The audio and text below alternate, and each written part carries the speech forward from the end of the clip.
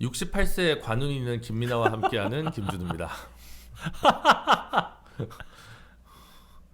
소개하시죠. 김준우입니다. 댓글에 그런 게 있더라고요. 막 설명해줬는데 그러니까 어느 방송에서 얘기하신 건가 봐요. 사주를 봤는데 68세의 관운이 있다. 방송에서 얘기를 했나 그거 어디서 얘기했지? 그 이제 그 제가 다닌 전 직장 중에 인터넷 신문사가 있어요. 미디어스. 네. 근데 거기에 이제 같이 기자를 했던 분 중에 김환 말고. 네. 그분의 어머니가 이제 사주팔자에 관심이 많은 분이 있어요. 본인이 이제 공부를 열심히 하신 거죠. 공부를. 네, 그래서 그렇게 이제 직장 동료로 막 지내다 보면은 새해가 되고 그러면 봐주죠. 네. 뭐 이거 뭐 그 괜히 사주 갖고 와보라고. 네. 그래서 김준우 변호사가 직장 동료다 그러면 김준우의 어머니가 사주 봐주는데 이번에 뭐 봐달래자 이래갖고 그냥 막 와 해가지고 이제 막 주고 막 이런단 말이죠. 그 진짜로 이제 가가지고 이제 봐온 거죠. 근데 68세의 68세. 나 지금 찾아보고 있어.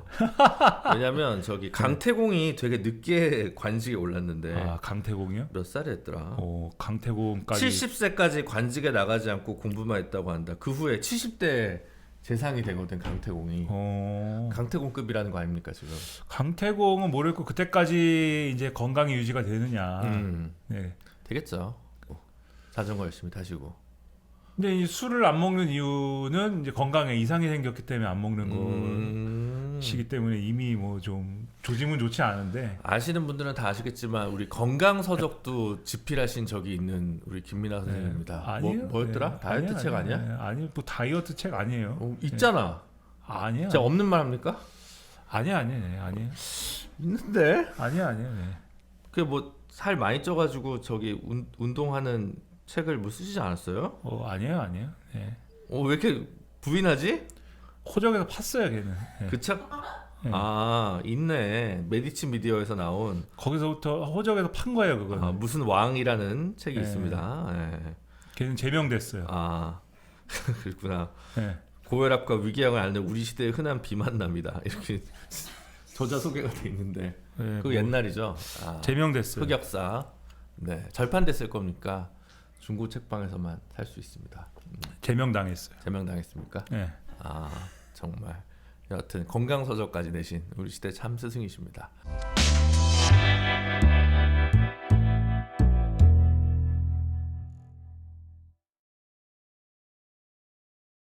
연휴는 어떻게 보내셨습니까? 연휴에 이제 뭔가를 하자라는 생각을 하며 보냈습니다. 연휴에 뭔가를 하자라고 생각을 하면서 네. 뭐 그 외엔 없고 뭔가를 해야 한다. 뭔가 해야 한다. 그래서 라고 생각을 하며 괴로워하며 여기 오신 거군요. 뭔가를 하지 않으면 안 된다. 라고 생각을 하며 뭐 그런 거 아니야? 너 조상 믿냐? 뭐 이런 얘기 아니에요? 네? 조상의 문제가 아니라 연휴는 이제 시간이 많잖아요. 이제. 네, 그러니까 이 뭔가 해야 한다. 일을 해야 한다. 글도 쓰셨을 거고. 네, 뭐 그런 종류의 일을 해야 된다. 만약 하루에 뭐 예를 들면 글을 원고지 50매씩 쓴다고 하면 연휴가 며칠입니까 지금? 뭐 보기에 따라서 9일이고. 네. 그 거의 책 한 권에 뭐 길게 쓰면 반 정도 쓰는 거고 짧게 쓰면 거의 80% 정도 완성하는 거예요. 그 정도 거의 책 한 권 나온다 그러면 이런 기분으로 네. 시간을 날렸다. 계속 생각을 하면서 하루 정도는 쉬어도 되지 않을까 그런 생각을 하며 네, 근데 또 아침에 이제 눈을 떠요. 아침에 눈을 뜨면 자 이제 이 시간을 확보를 했기 때문에 눈을 뜨자마자 빨리 이제 일에 돌입해야 한다. 이런 생각을 합니다. 그럼 이제 컴퓨터 앞에 앉아야죠. 일을 해야 되는데 그러나 일을 본격적으로 하기 전에 아침을 먹어야 한다. 그렇죠. 이 생각을 해요. 아침을 뭐 먹고 난 다음에 뭘 먹었으니까 아침이라고 뭐 대단한 걸 먹지도 않습니다. 뭐 식빵 뭐 이런 거 좀 먹고 뭘 먹었으니까 이제 약간 좀 쉬어야 된다. 그 쉬면서 뭐 이런 걸 해요. 이것저것. 그런 뭘 하고 난 다음에 근데 사실 이제 오전에는 약간 이게 좀 이 능률이 오르지 않는다. 그래서 오전은 좀 쉬어야 되겠다. 쉬어야죠. 계속 쉽니다. 예. 점심 때가 돼요. 예. 점심을 먹어야겠다. 아침도 부실하게 먹었으니 점심은 조금 그래도 갖춰서 먹습니다. 갖춰서 먹어. 밥도 있고 반찬도 있고 예. 그걸 점심을 먹어요. 점심을 먹으면서 뭐 드라마 같은 걸 하나 봅니다.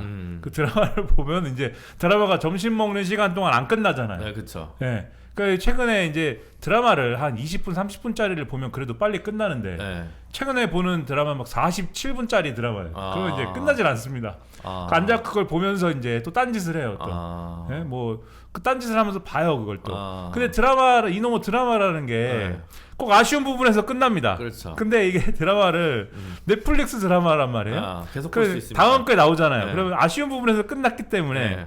그 아쉬움은 약간 채워야 되잖아요. 네. 그러니까 그 다음 편의 앞에 부분 조금 봐요. 그다음에 이러면 안 되지. 이러면서 꺼요 그걸. 자 이제 점심 먹고 조금 놀았으니까 이제 일을 시작해야지. 그 이제 또 앉아요 일을 하려고. 근데 앉으면 또 앉아서 컴퓨터를 켰잖아요.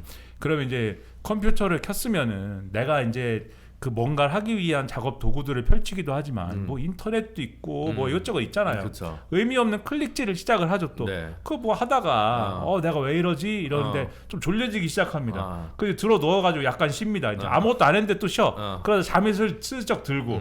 그 일어나면 이제 또 오후가 좀 돼요. 네. 막 3시 4시가 네. 된단 말이죠.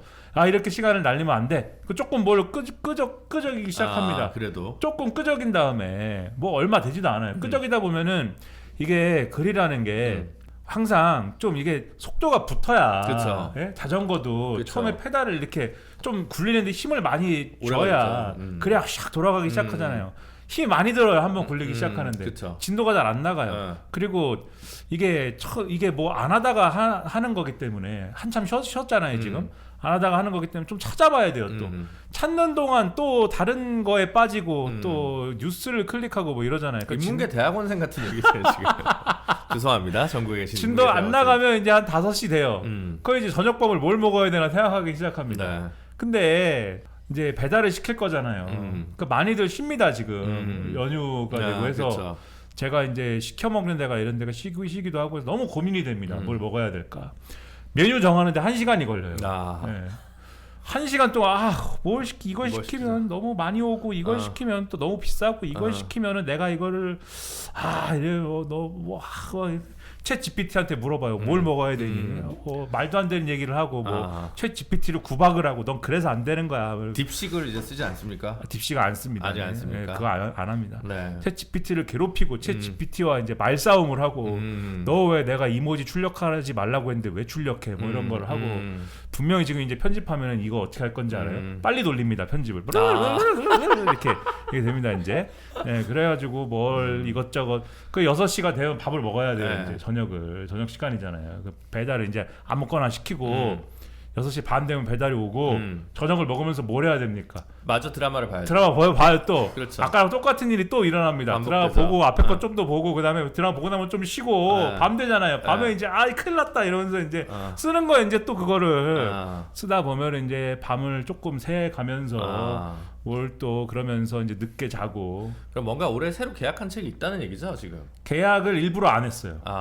계약을 하자고 했는데 싫다고 하고. 싫다. 예, 그래 봐야 똑같다. 신뢰만 된다. 일부러 하지 않고. 예. 아니 이렇게 2세, 3세도 나가는 책이 있는데 예? 이 책처럼 여러 번 나가는 이 책은 좀 나갔잖아요. 조금 제 기대보다는 조금 팔리긴 했습니다. 네, 그러면 뭐 신뢰가 아니잖아요.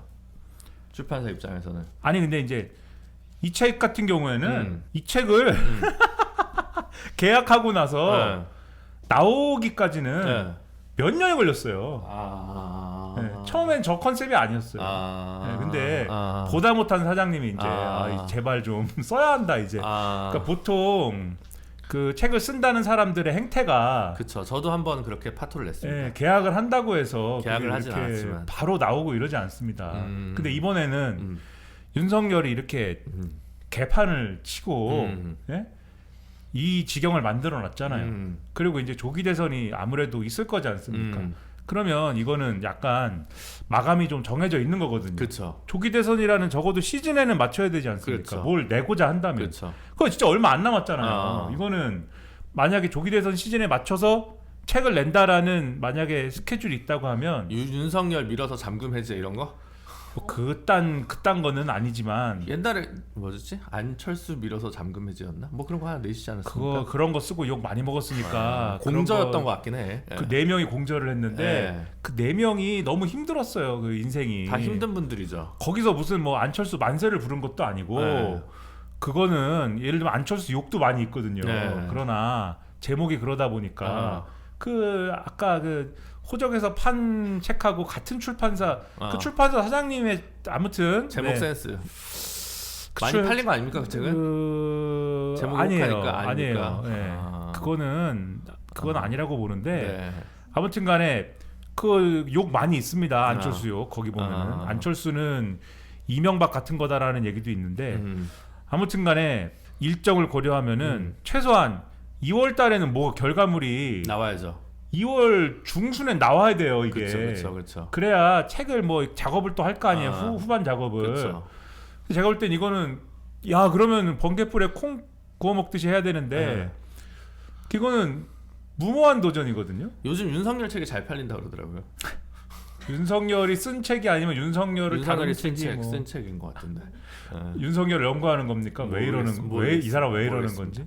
말씀은 그렇게 하시지만 최근에 또 인스타 보니까 공저한 책이 하나 또 출판되지 않았습니까? 근데 그런 공저한 책이라기보다는 그것이 하나의 이제 그 잡지라는 이제 컨셉의 출판물인데 그거를 미는사라는 출판사에서 계속 해왔어요. 그거를 해왔는데 여러 사람이 짧은 글을 많이 이제 내서 하나로 묶은 형태의 이제 책인데 하나하나의 원고 분량 그렇게 길지 않습니다. 원고지 한 30매 분량의 글인데 이제 주제가 있어요. 그거는 이번 호는 주제가 이제 유머입니다. 유머인데 마침 나온 나온 그 시기가 필질이 쟁쟁하던데. 쟁쟁한 거예요. 어쨌든 저는 잘 모르는 분들이 많이 계시고 제가 상당히 이질적인 사람처럼 거기 껴있죠. 참고로 이거 지금 믿음사 뒷광고는 아닙니다. 네. 제가 이질적인 사람처럼 거기 껴있는데 껴있는 이유는 이게 나오는 시점이 마침 윤석열이 난리를 친 이 시점이어서 이거 평론가도 하나 껴야 되겠다 그런 취지에서 제가 이제 껴있는 건데 이게 유머와 무관치 않은 주제인 게 윤석열 이 타도 투쟁이 뭐 그 자체로 이게 윤석열이 웃긴 짓을 하기도 했지만 깃발이라든가 이런 게 유쾌한 부분들이 있잖아요. 불꽃남자 정대만이라든가 이런 거요. 그쵸. 불꽃남자 정대만도 있지만 뭐 무슨 고양이 연합 고양이 발냄새 강아지 발냄새 맡기 연합 뭐 이런 거부터 시작해서 굉장히 유쾌한 코드들이 쭉 있잖아요. 그렇죠. 그런 거에 대한 이제 좀 숟가락 얹기나 이런 게 저는 좀 가능할 거라고 봐서 이제 좀 제가 숟가락을 얹은 거죠 사실. 그러니까 우리가 이제 과거에 제가 또 쓴 책 중에 냉소 뭐라는 책도 있어요 사실. 냉소 사회. 근데 그 책도 사실 뭐 별 얘기는 아닌데 그 당시는 무슨 사회가 피로 사회 때문에 인기였나? 아니면 일본에 나온 많은 책들 때문이었나? 하여튼 뭐 무슨 사회 시리즈가 인기였던 적이 있습니다. 유행이었던 시절이 있습니다. 그래서 저는 그 책에 이제 그 제목을 지을 때도 무슨 사회만은 제발 피해달라. 그건 현암사라는 출판사에서 지은 제목인데 제발 그런 제목만은 피해달라고 여러 차례 말씀드렸는데 이거는 흐릅니다. 마케팅의 차원의 판단이다. 그래서 또 그건 이제 전문성을 인정해야 되잖아요. 그렇죠. 그거는 뭐 알겠습니다. 그랬는데 그 기대만큼 그렇게 뭐 나가진 않았습니까? 기대를 충족시킨 성과는 아니라고 저는 생각을 했으나 책을 워낙 많이 쓰셨습니다. 아닙니다. 근데 이제 뭐 아니야 지금 몇 건이 나왔는데 지금 물론 이제 그럴 수는 있겠죠. 윤석열의 부정선거 주장처럼 내가 10% 이겼어야 되는데 0.73만큼 이긴 거는 그게 부정선거다라는 주장처럼 원래 500권 팔릴 책이 냉소 사회가 제목이어서 뭐 1000권 넘게 팔렸다 뭐 이럴 수는 있겠죠. 그렇죠. 네, 그거일 수도 있겠죠. 그런 거일 수도 있는데 하여튼 냉소 사회인데 그중에 거기서 이제 남의 주장을 갖다가 옮긴 대목이 있어요. 왜냐면 냉소주의에 대해서 우리가 냉소주의 하면은 이제 또 냉소적인 태도 저거 제가 이제 많이 듣는 얘기 있습니다. 또 저거 냉소적인 태도 저거 다 세상 만사 냉소적으로 판단하고 그렇게 해가지고 부정적으로 인생 생각하고 인생 부정적으로 생각해가지고 왜 안 된다고만 말해 뭐 이러면서 그렇죠. 세상에 어떤 진보에 하등 도움이 안 되는 저런 태도이다. 그렇게들 이제 많이 평가하고 그래서 냉소를 이기는 어떤 희망을 얘기해야 한다. 하면 된다. 할 수 있다. 네, 할 수 있다. 도전엔 긍정 정신. 네. 나 도지사요. 네. 아무튼 뭐 그런 분위기로 가야 한다. 뭐 이렇게들 말씀도 많이 하시고 그랬는데 근데 이제 그런 게 있거든. 개념상 옛날에 이제 철학 좀 읊조리신 이제 요런 이제 전통에서 보면은 냉소라는 게 사실 전통이 있어요. 냉소 영어로 뭡니까? 시니시즘이라고 보통 하잖아, 냉소주의. 네, 시니컬하다라고 하지 않습니까? 시니컬이라고 표현을 하는데 그 용어의 기원이 사실 이제 따로 있는 거거든요. 이게 원래는 생각한다. 뭐예요? 고대 그리스 히라베. 학파 중에 견유주의 학파라는 게 있잖아요. 그 사람들에서 온 거거든요. 네, 근데 그 견유주의 학파가 처음에 냉소를 할 때는 그 디오게네스 이런 사람들 있지 않습니까? 들어 누워가지고 술만 먹고. 술? 윤석열? 야, 술. 야, 비엔나 커피? 여기 술 안 탔습니다.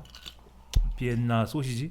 근데 이제 윤석열이 아니고 그 양반들이 한 거, 디오게네스 이런 사람들이 한 거는 막 이제 일종의 이제 그 견유주의라는 게 권력을 조롱한 거잖아요. 권력을 근데 조롱함으로써 권력의 본질을 폭로함으로써 그럼으로써 이제 권력의 권위를 끌어내려 가지고 그래가지고 어떤 그 권력을 좀 권력의 권위를 끌어내리는 방식으로 어떤 방식의 세상의 진보에 기여하는 뭔가의 행동을 하려고 한 거잖아요. 그게 견유주의 학파인 거잖아요. 그래서 이제 그게 키니코스 학파라고 그때 자기들을 지칭을 했는데 그래서 그런 사람들 이 한 게 사실 냉소라는 개념의 이제 어원인데 그게 현대에 와서의 냉소주의는 그런 게 아니고 보통은 쿨병. 예, 보통은 이제 기득권이 하고 싶은 일을 정당화하는 기제로 이제 활용된다가 이제 냉소주의의 그 시니컬하다의 이제 맥락? 지금의 맥락이죠. 근데 이거를 야 그렇게 하는 것만 냉소가 아니고 고대 견유주의 학파가 했던 방식처럼 하는 방법도 있어. 그것도 냉소의 한 갈래야라고 주장하는 사람들이 있습니다. 그래서 그런 거는 시니컬의 연장선의 그러한 냉소와 좀 구분해가지고 그거는 우리가 키니컬하다고 불러야 되지 않을까? 이런 주장을 한 사람들이 있어요. 김민아요, 그게? 아니죠. 그런 개념까지 제가 얘기할 정도면은 여기 있는 게 아니고 어디 사실 제가 냉소사회는 안 읽었습니다. 네. 학자가 됐어야죠. 학자가 돼가지고 지금 근데 그런 주장을 한 사람들이 있어요. 그런 개념이 있습니다. 그래서 이제 시니컬과 키니컬을 구분해야 한다. 그래서 이제 키니컬. 저는 전혀 몰랐습니다. 네. 그래서 이게 키니시즘이다. 그래서 이건 C로 시작하지 않고 K로 시작합니다. K. 과거에 견유주의 학파가 K로 시작하기 때문에. 네. K 민주주의랑은 상관없는 거구나. 그 K랑은 상관이 없습니다. 네. 그래서 키니컬한 실천으로 권력의 속성을 폭로하는 것은 이거는 좋은 어떤 냉소주의야 뭐 이런 간단하게 얘기하면 그런 주장을 해요. 근데 이게 이렇게 얘기하면 그 뭐야 무슨 개소리야 너무 어려워 이렇게 생각하실 수 있는데 여러분이 본능적으로 집회에 나왔고 그 이상한 깃발 든 거 있잖아요. 그게 정확히 거기에 해당하는 행동입니다. 그게 그 행위예요. 네. 그래서 그런 게 이제 어떤 유머라는 게 오늘날에 이제 유튜브를 보다 보면 유머가 범람하지 않습니까? 무슨 스케치 코미디니 뭐니 난 누를 때마다 돌아버릴 것 같아요. 왜 이렇게 뭐가 많아 이렇게 많죠. 네. 근데 그 스케치 코미디 이런 형식들을 보면은 이게 맞나? 뭐 좀 너무 좀 그 기성의 우리 입장에서 좀 기성의 시선을 너무 내면화하고 있는.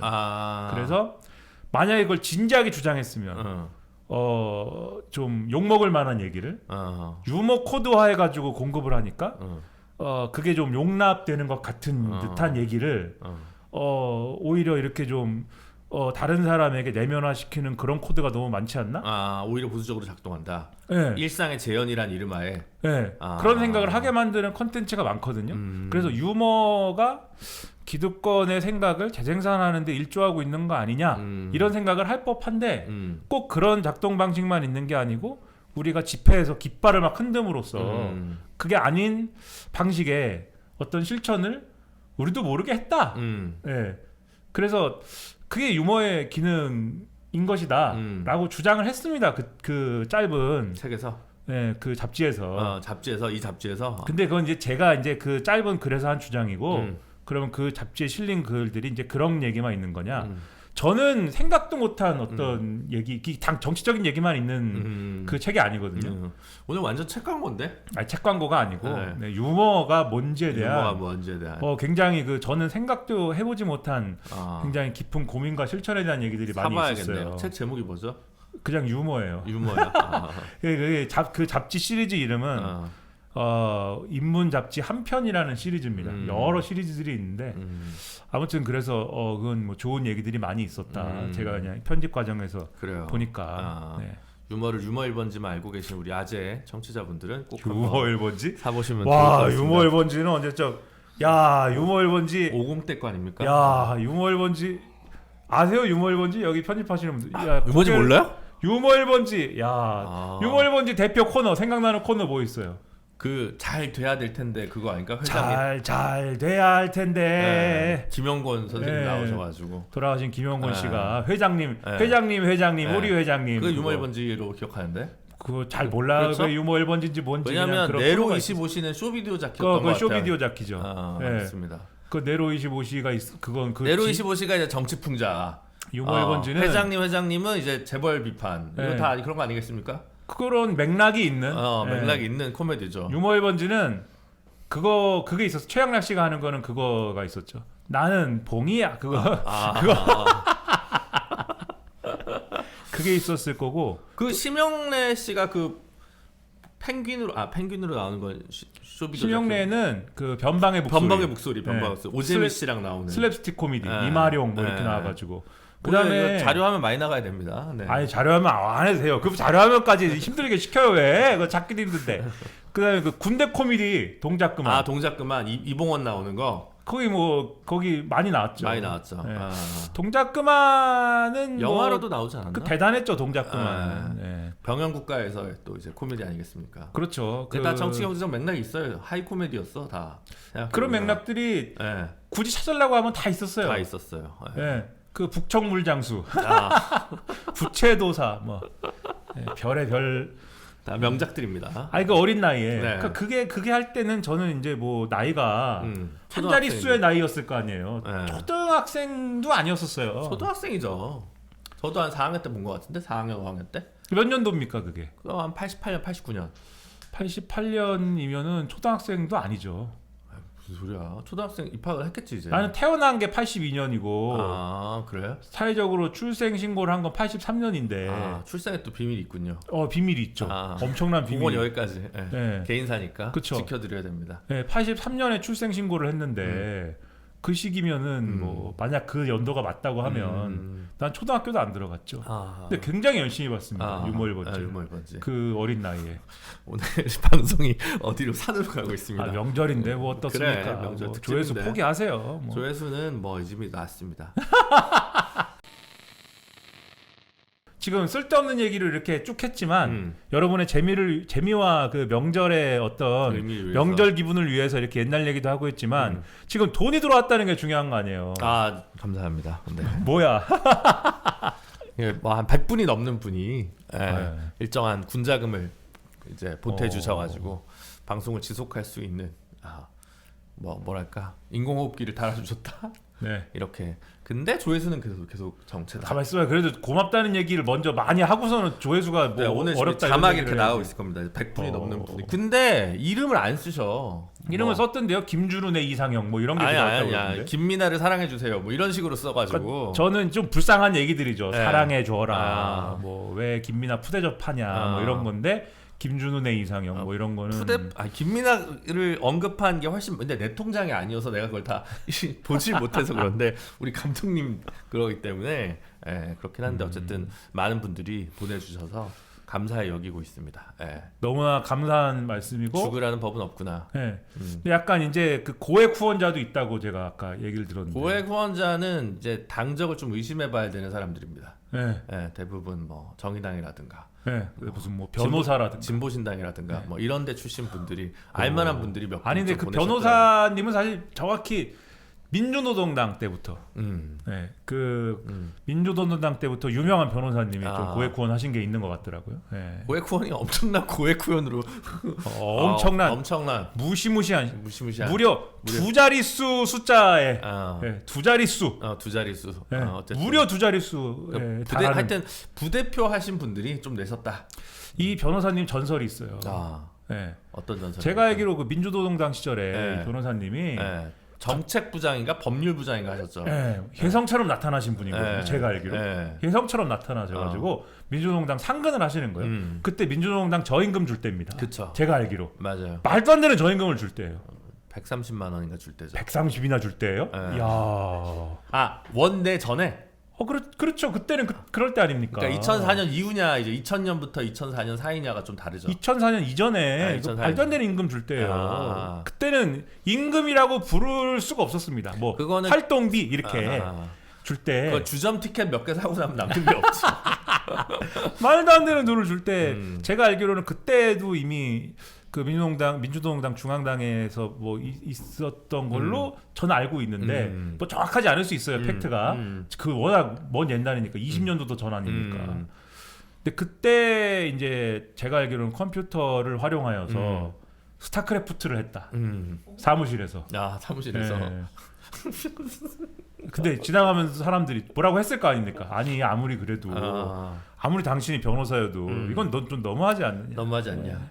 근데 이분은 난 할 일 다 했다. 이렇게 이제 주장하셨다더라라고 하는 좀 얘기가 이제 좀 부풀려지거나 왜곡됐을 수도 있습니다.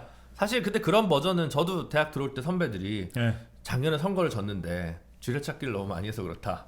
뭐 프린세스 메이커를 너무 많이 해서 그렇다. 테트리스를 많이 해서 그렇다. 뭐 이런 식의 어떤 그 자성.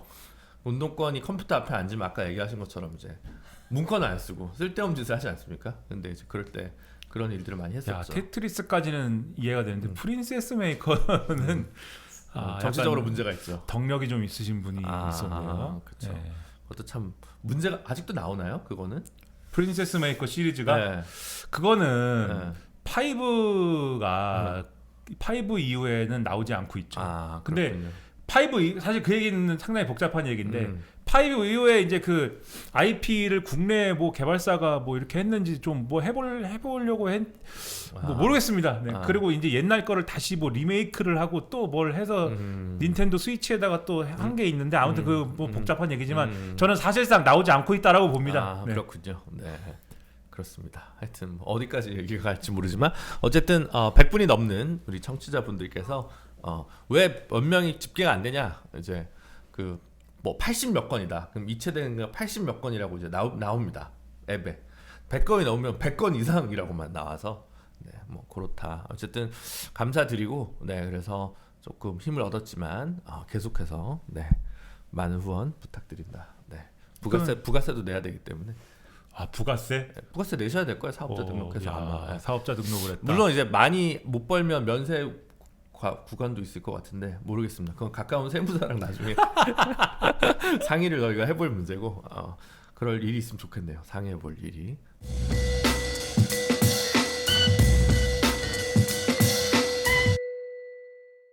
사실 그 원래 우리 방송에서 얘기했지만 김민하 평론가는 매일 6개의 신문을 봅니다.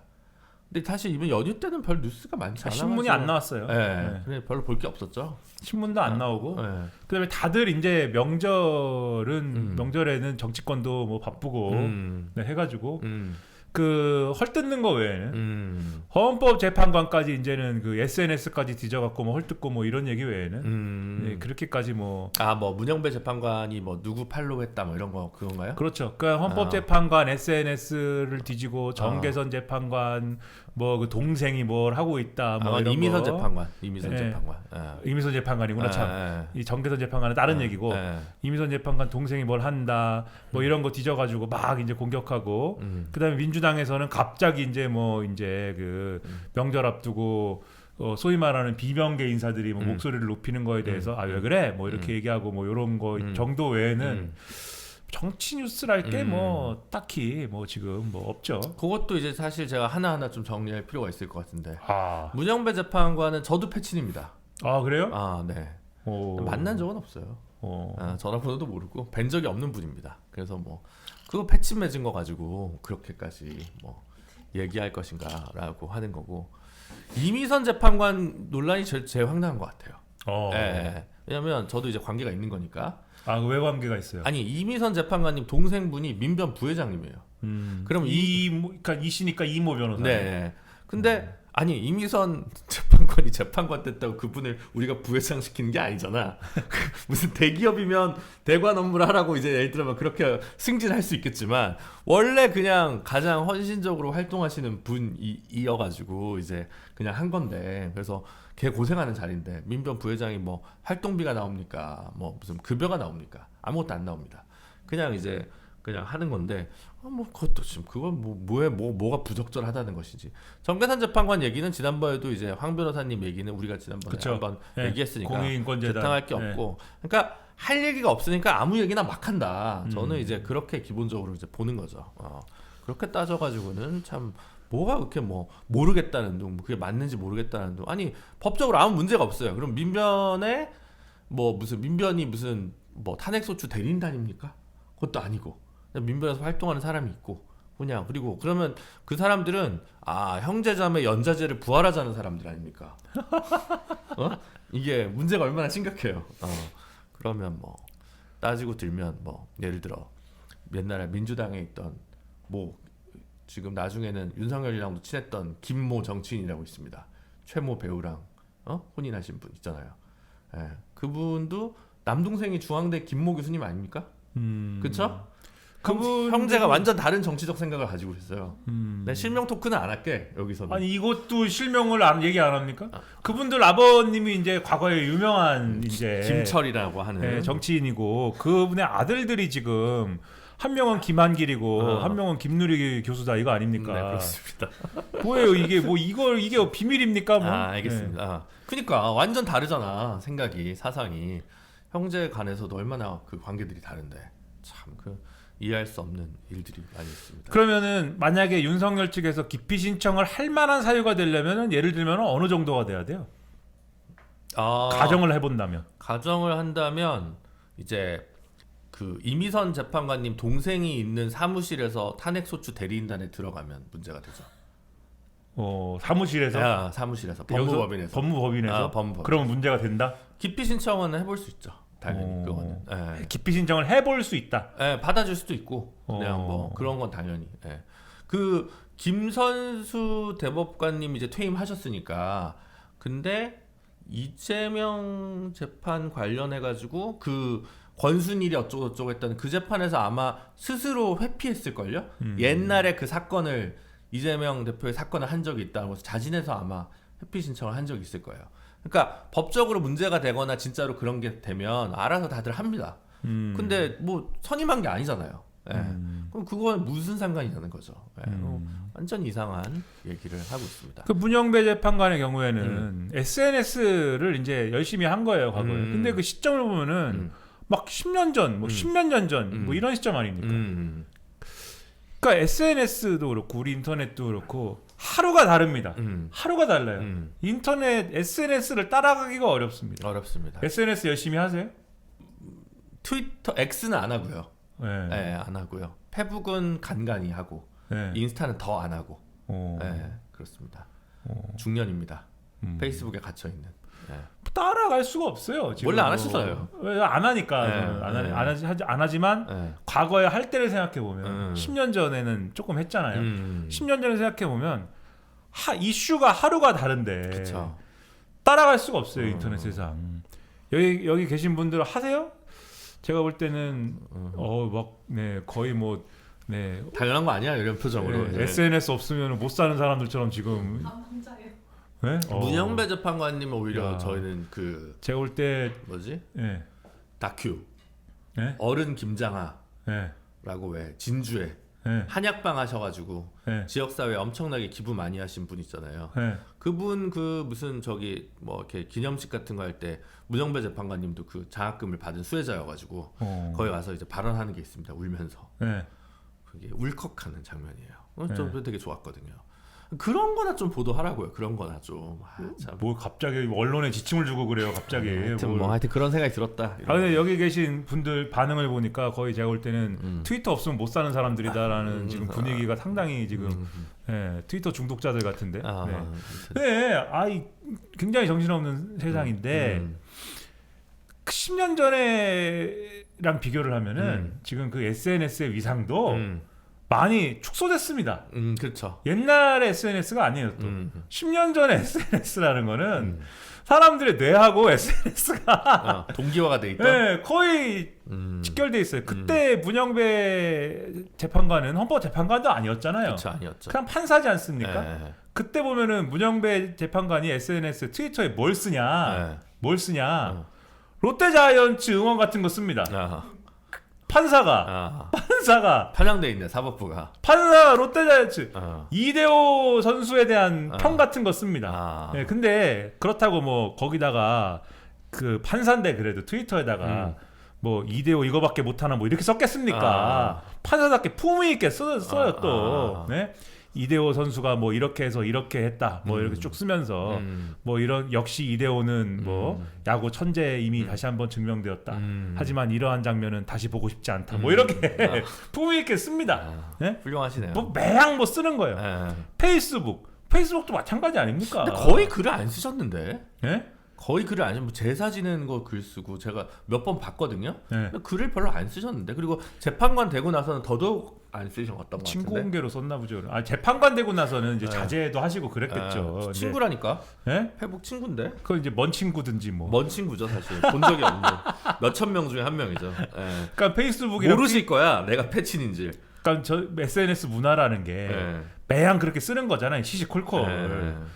그러니까는 문영배 재판관도 판사도 뭐 시시콜콜 쓰는 겁니다. 그러니까 어디 이제 인천에 가가지고 그 이 유엔 참전군, 유엔 참전한 이제 군인들 희생된 거 이제 그래 그거 하나 올렸네요. 네, 동상을 보면서 뭐 감상을 쓰고 그랬는데 그 감상이라는 것도 상당히 이제 국민의힘에서는 그 핵심 내용이나 이런 거를 지금 상당히 왜곡을 해서 마치 이게 뭐 그 북침서를 지지하는 얘기인 것처럼 뭐 그렇게까지 지금 막 갖고 가는 거잖아요. 이런 거 쓰셨네. 야구 선수가 금메달을 따자 축구 선수가 금메달을 땄다. 윤동희, 박세웅, 나균환 선수 국내 야구도 잘합시다. 이분들 다 롯데 아니에요?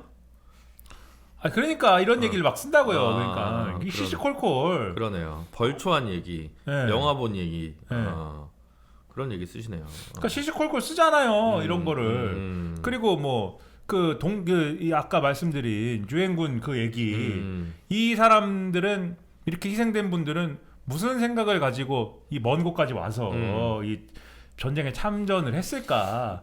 인지상정이잖아요. 그런 생각 할 수 있지 않습니까? 그리고 어쨌든지 간에 전쟁으로 문제를 해결하려고 하는 거는 안 된다. 평화가 필요하다. 이런 생각을 할 수 있잖아요. 전쟁으로 희생된 분들의 어떤 동상을 갖다 놓고 거기에 대한 어떤 감상을 쓸 수 있지 않습니까? 그런 감상이 자체가 잘못됐습니까? 무조건 전쟁 뭐 6.25를 생각을 하면은 야 무조건 주석궁에 탱크가 밀고 들어가가지고 북괴를 처단해야 돼. 이 생각만 해야 됩니까? 아니잖아요. 근데 이걸 가지고 지금 사상이 불순하다 이렇게 가는 거고, 그리고 이제 밑에 뭐 이재명 대표하고 뭐 안부를 주고받고 했다. 근데 그 안부라는 게 예를 들면은 우리가 뭐 예를 들면은 저 같이 의기조합 해가지고 보수 정치를 끝장냅시다 뭐 이런 안부를 주고받은 게 아니잖아요. 그게 그 당시에는 그냥 일상적으로 잡담을 주고받고 아까 말씀하셨듯이 롯데자이언츠 얘기도 쓰고 벌초 얘기도 쓰고 뭐 이런 얘기를 하는 플랫폼에서 잘 지내시죠 뭐 이렇게 얘기한 거, 그 정도 얘기를 한 거지 않습니까? 근데 이거를 TV조선 이런 데서 단독 이렇게 달아가지고 단독 문영배, 이재명과 안부 주고받아. 네, 이래가지고 막 쓰고 이 얘기를 연휴 내내 그거 안 내려요. 여기서 내린다라는 얘기가 뭐냐면은 아까 그 얘기하신 일상에서 TV조선 볼 시간 어디 껴 있는 겁니까? 네? 아까 글 쓰려고 들어갔다가 딴짓을 한다. 네, 딴짓을 하잖아요. 그러면은 뭘 보냐면 제가 네이버 포털 이런 데서 이 이제 각 뉴스 스탠드. 언론사에서 기사를 메인에 뭘 띄워놨나를 봐요. 그러면 이 뉴스 띄우는 요 담당자들이 성실하지 않습니까? 기본적으로 그렇죠. 다들 한국 사람들이 할 일을 합니다. 안 하지 않습니다. 예, 어떻게든 합니다. 그래서 계속 판가리가 돼요. 뉴스를 내린다라는 얘기가 무슨 말씀이냐면 판가리를 계속 합니다. 네네. 그래가지고 들어갈 때마다 뉴스가 바뀌어 있어요. 그 메인에 걸어놓은 뉴스가 그렇잖아요. 우리가 포털에 접속하면은 뭐 한겨레면은 한겨레 메인에 한겨레 그 담당 한겨레가 네이버에 그 점유하고 있는 면에 그 이 뉴스가 판가리가 돼 있어요. 그 TV조선 맨 위에 계속 있는 거예요. 단독 문영배 이재명하고 메시지 주고받아. 어쩌라고? 그 뭐 어쩌라고? 그냥 그 메시지가 대단한 거냐? 지금 보면은 잘 계시죠? 뭐 만화님께도 안부 전해 주십시오. 어떡하라고 그거를? 나도 그거 어떡하라는 거야 그걸? 나도 6년 전인가 7년 전에 이재명 시장님에게 문자 한 번 온 거 어디 있을 텐데 옛날 핸드폰 뒤지면 뭐 그냥 그래요. 근데요. 그런 게 지금 단독으로 안다는 거 아니야? 얼마나 어이없는 일이냐 이런 얘기하는 거. 이재명한테 왜 문자 받았는데요? 그때 민변 상근 변호사였어. 민변 회원한테 무슨 문자를 보냈는데. 근데 이제 여기서 우려가 되는 건 뭐냐면 계속 이런 식으로 이제 그 쌓아가가지고 헌법재판소가 탄핵 인용 윤석열 대통령 윤석열의 파면을 결정한다 이렇게 됐을 때 인정을 안 하는 거지 않습니까 이걸? 사법 불복 그 재판 결과에 불복하기 위한 빌드업이다. 근데 최근 트렌드는 이렇게 인정을 안 하면 이제 어떻게 하는 겁니까? 때려 부수는 거예요 이제. 쳐들어가죠. 네. 때려 부숩니다 이제는. 헌법재판소 또 때려 부십니까? 이런 게 걱정이 되는 거예요 이제. 그렇죠. 지난주에도 말씀드린 게 쭉 흐름이 예를 들면 극우 유튜브에서 그냥 너무 화가 나 윤석열 구속돼서 너무 화가 나 때려 부수자 해가지고 때려 부순 거면은 그거는 우리 사회가 어떻게 감당을 해볼 수가 있습니다. 우리 사회가 극우 유튜브 왜 그러한 폭력을 선동해? 그거 안 돼. 그래서 이 극우 유튜브 운영자들 다 이제 뭐 이렇게 수사하고 혼내주고 뭐 이렇게 하고 이 메이저 정치하고 이런 아스팔트 정치 분리시키고 이 아스팔트 정치에 대해서 우리 사회가 스스로 정화하고 뭐 이렇게 가면 우리가 어떻게 감당할 수가 있어요. 근데 지금 흐름은 뭐예요? 윤석열 이 사태의 본체이자 당사자인 윤석열이 계속 이러한 이제 극단화되는 이 상황에 땔감을 계속 집어넣습니다. 그렇죠? 헌법재판관들을 못 믿는다. 예? 이거 계속 누가 조장하는 겁니까? 윤석열이 조장하는 거잖아요. 윤석열이 보세요. 헌법재판소를 얼마나 우습게 여깁니까?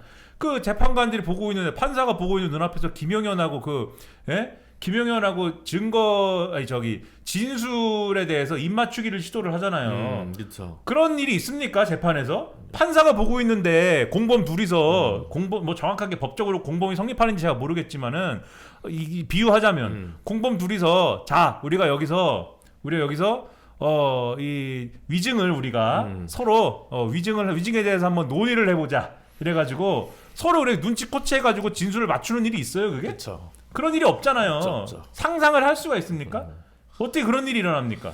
그거 굉장히 이제 신비한 일인데 그게 이제 지난주 목요일 날 있었던 이제 헌법재판 4시간짜리 중에 한 2시간 반 정도가 김용현에 대한 질의응답이었나? 뭐 하여튼 대충 그쯤 됐잖아요.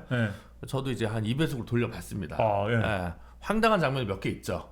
일단 중간에 질문도 아니고 그냥 자기 의견을 갑자기 윤석열이 얘기합니다. 헌법재판에서 그거 들어본 적이 없는 얘기예요. 그거 갑자기 토론됩니까? 그거 아니면 그거는 질의응답을 해야 돼요. 윤석열의 100분 토론. 근데 갑자기 윤석열이 자기 의견을 중간에 얘기해요. 그거는 진짜 대통령이니까 그냥 헌법재판관들이 제지하지 않은 굉장히 특수한 경우다라고밖에 안 보이거든요. 그래서 그런 장면이 한 서너 번 저는 보였고 그걸 일단 제지를 안 했다는 거고 그 다음에 나중에 들통날 거짓말을 계속합니다. 그죠? 예를 들면 지금 문제가 된 게 국무회의에서 종이 쪼가리를 나눠줬다. 라고 이제 김용현은 얘기했는데 지금 나머지 국무위원들은 받은 바 없다. 본 적이 없는 문건이다. 그럼 이제 뭐 투명종입니까? 투명 문건이야? 그거를 이제 얘기하는 말도 안 되는 이제 일이 벌어지고 말씀하신 것 중에 그런 거죠. 뭐 지금 잘 기억이 안 나시는 것 같은데 그때 뭐 이거 어차피 그냥 지나갈 거니까 그냥 뭐 좀 어설프지만 놔두라고 했지 않습니까? 라고 하니까 지금 얘기하시는 거 들어보니까 그랬던 기억이 이제 납니다. 라고 이제 김용현이 얘기하죠. 이 부분이 이제 그 유증 짜맞추기 하는 그 대목이라고 이제 지적하신 부분인 것 같고, 저는 이제 여기서 제일 인상적이었던 거는 상당히 보수적으로 알려진 그 정영식 재판관의 질문이었습니다. 오히려 탄핵소추 대리인단 측은 하나하나 빌드업을 하려다 보니까 하나하나 팩트 파인딩을 하다가 시간이 이제 제한이 좀 있었던 것 같고, 정영식 재판관이 이런 거 물어봐요. 그러면 11명이 모였을 때 당신들이 얘기하는 뭐 국민들에게 경종을 알리기 위한 의도, 이런 걸 논의한 적 있느냐? 라고 물어봅니다. 그랬더니 없다고 합니다. 없다고 이렇게 해요. 그 다음에 국회 질서를 유지하기 위함인데 왜 군이 본청에 투입됐느냐? 이런 질문을 해요. 그러니까 오히려 정영식 재판관은 되게 핵심 질문들을 이렇게 딱딱딱 하더라고요. 그래서 이거 보면 굉장히 그 불리할 수밖에 없는, 그리고 그 사람들이 계속 말이 안 되는 얘기를 뭐 하냐면 이제 최상목한테 준 그 문건이 이제 사실은 긴급 경제 명령을 생각하는 걸로 해서 비상 입법 기구를 이제 그런 식으로 잘못 쓴 거다, 잘못 쓴 표현한 거다라고 얘기를 하는데, 거기서도 그러면서 뭐라 그러냐면, 아니 자기네가 정말 진지했으면 계엄을 반대한 최상목한테 그 문건을 왜 줬겠냐, 이렇게 얘기를 하거든요. 큰 의미가 없다고 생각했다, 이렇게 얘기를 하는 건데, 최상목이 반대할 줄 알았습니까? 문건은 갖고 왔고 출력해서 최상목한테는 이걸 줘야 된다고 생각을 한 거 아니에요. 그러니까 그것도 일단 말이 안 되는 건데 계속 그 말을 반복을 합니다. 그러니까 그 상황을 모면하기 위해서 계속 얘기를 하는 부분이 있다라고 생각 든 거. 그래서 저도 이제 그 지금 탄핵소추 대리인단 중에 변호사 한두 명은 저도 아는 분들입니다. 얘기를 좀 해드려야 될 것 같은데, 그 윤석열 대통령이 중간에 자꾸 껴들어가는 거, 그거는 재판관한테 제지를 해야 된다고 저는 생각을 하거든요. 진행해서 오히려 김용현의 동석자라고 하는 변호사 둘이 뒤쪽에 앉아가지고 손 들면서 자꾸 재판 진행 과정에 대해서 문제 제기를 하는데, 오히려 탄핵소추 대리인단이 그런 부분들을 좀 잘 못한 거 아니냐, 이런 생각이 좀 많이 들더라고요. 그러니까 이자들이 대놓고 지금 말씀하신 것처럼 윤석열이 유도 신문을 하면 김용현이 맞다고 하고, 근데 이걸 또 김용현이 사실 더 유능해가지고 잘 맞춰야 되는데 그렇지도 못하고 또. 그렇죠. 그러니까 사실 윤석열의 기존 주장은 포고령 1호에 대해서 원래 윤석열의 주장은 김용현이 잘못 뺏겨왔어요 이거잖아요. 그러면 김용현도 거기 나와서 제가 잘못 뺏겼어요 이러든지 그래야 되는데, 이 정치활동 금지 이런 거 왜 넣은 거예요? 하니까 입법활동과 정치활동은 구별된다고 생각한다. 네, 그런 얘기를 대변을 하고, 하죠. 그런 말을 하고, 그리고 이게 반국가 활동이나 이런데 악용될 소지가 있기 때문에 이걸 또 이 조항은 필요했다고 얘기한다. 또 이런 말도 막 하고, 그리고 야당이 반대해갖고 민생 입법을 하지 못했기 때문에 이런 입법은 또 해야 된다. 이런 얘기도 하고 이 정당성을 막 강변을 하잖아요. 포고령에 대한 정당성을. 그러면 이제 잘못 베껴온 게 아니죠. 그러니까 이제 이 얘기를 맞춰야 되니까 윤석열이 이제 중간에 끼어들어가지고 그럼 그게 기억나냐 장관, 그러니까 당신이 이걸 갖고 왔을 때 내가 이것의 위법성이 있겠지만은 실행 가능성이 없기 때문에 이것은 검토를 우리가 일부러 부실히 하고 이거 그냥 내버려 두자고 한 거 기억나지 않느냐. 그러니까 김용현이 그렇다라고 함으로써 애초에 잘못 베껴왔어요가 이제 어디로 없어지고 우리가 좀 소홀히 했어요가 됨으로써 사실은 우리는 위법성을 인지하고 있었다가 돼버린 거잖아요. 사실 그 부분도 문제인 게, 이제 본인이 썼다고 했는데 썼는지 안 썼는지가 지금 모호하다는 거 아니에요. 그렇죠. 예. 그 뭘로 썼어요? LG를 썼습니다. 그래서 질문은 노트북으로 썼고 무슨 프로그램으로 썼느냐라고 그러니까는 LG.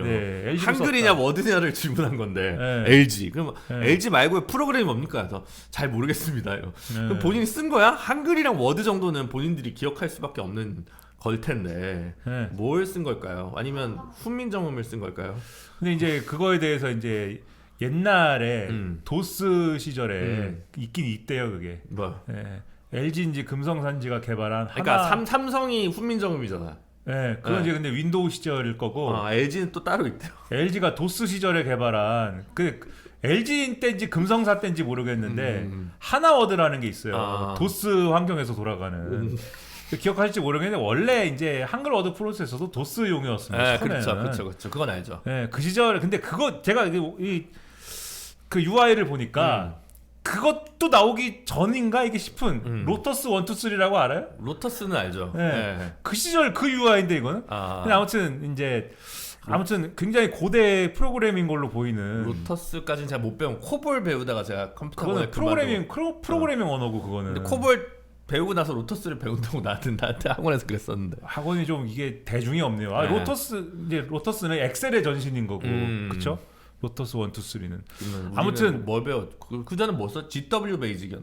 그거는 프로그래밍에 익숙해지기 위해서 이제 초딩들한테 가르치는 이제 아주 기초적인 프로그래밍 언어죠.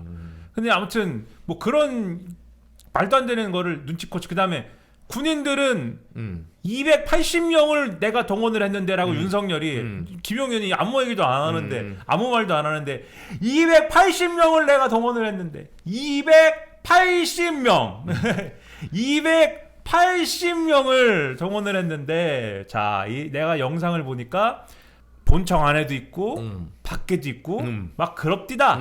자, 그러면 280명의 이 요원들은 다 그러면 어디에 있었습니까? 그럼 다 코치를 준 거잖아요.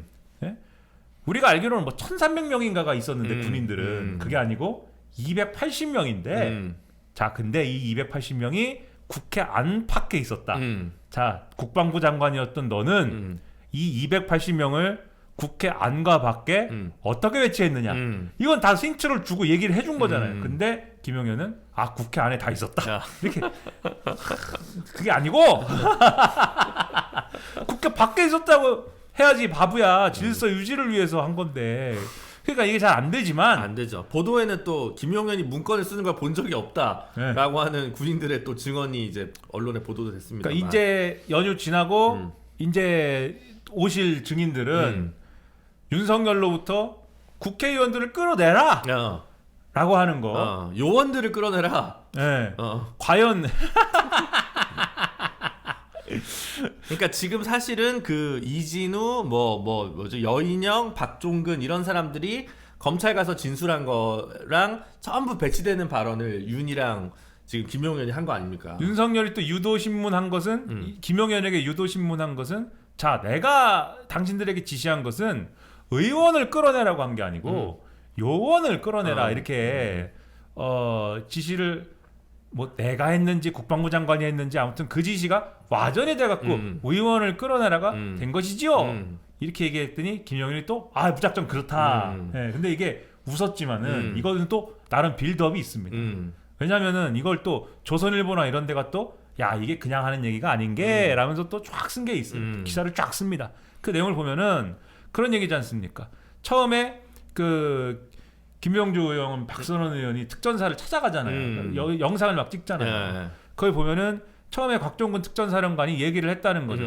그 국회 안에 있는 요원들을 끌어내라고 윤석열이 그랬다 나한테 전화를 해서 이 얘기를 하는데 요원이라고 이제 처음에 얘기를 한 듯 들려요. 그래서 김병주 박선원 의원이 의원이라고 국회의원을 얘기하는 거냐라고 정정을 했는데 그러자 곽종근 사령관이 뭐 그렇다라고 하면서 또 얘기를 쭉 풉니다. 근데 이걸 가지고 잘라가지고. 조선일보는 자, 요원이라고 얘기를 하려고 했는데 민주당이 이거를 오염시킨 것이다. 국회의원으로.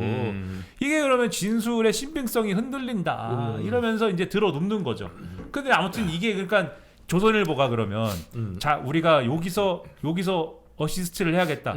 이런 거라기보다는 누가 주장을 한 걸 지금 옮긴 거잖아요. 누가 주장을 했겠습니까? 윤석열 측에서 이제 소스를 갖고 온 거죠. 그쵸. 그러니까 윤석열 측에서 이렇게 주장하기 위해서 헌법재판소 탄핵 심판에서 김용현한테 유도신문을 했다 이 얘기인 거예요. 그러니까 원소스는 윤석열 측이 갖고 있는 거고 이 얘기를 이 주장을 하려고 갖고 있는 것이죠. 그래서 전반적인 주장을 보면 약간 실탄이든 총을 겨눴는데 나를 최대 협박죄로 의율해라.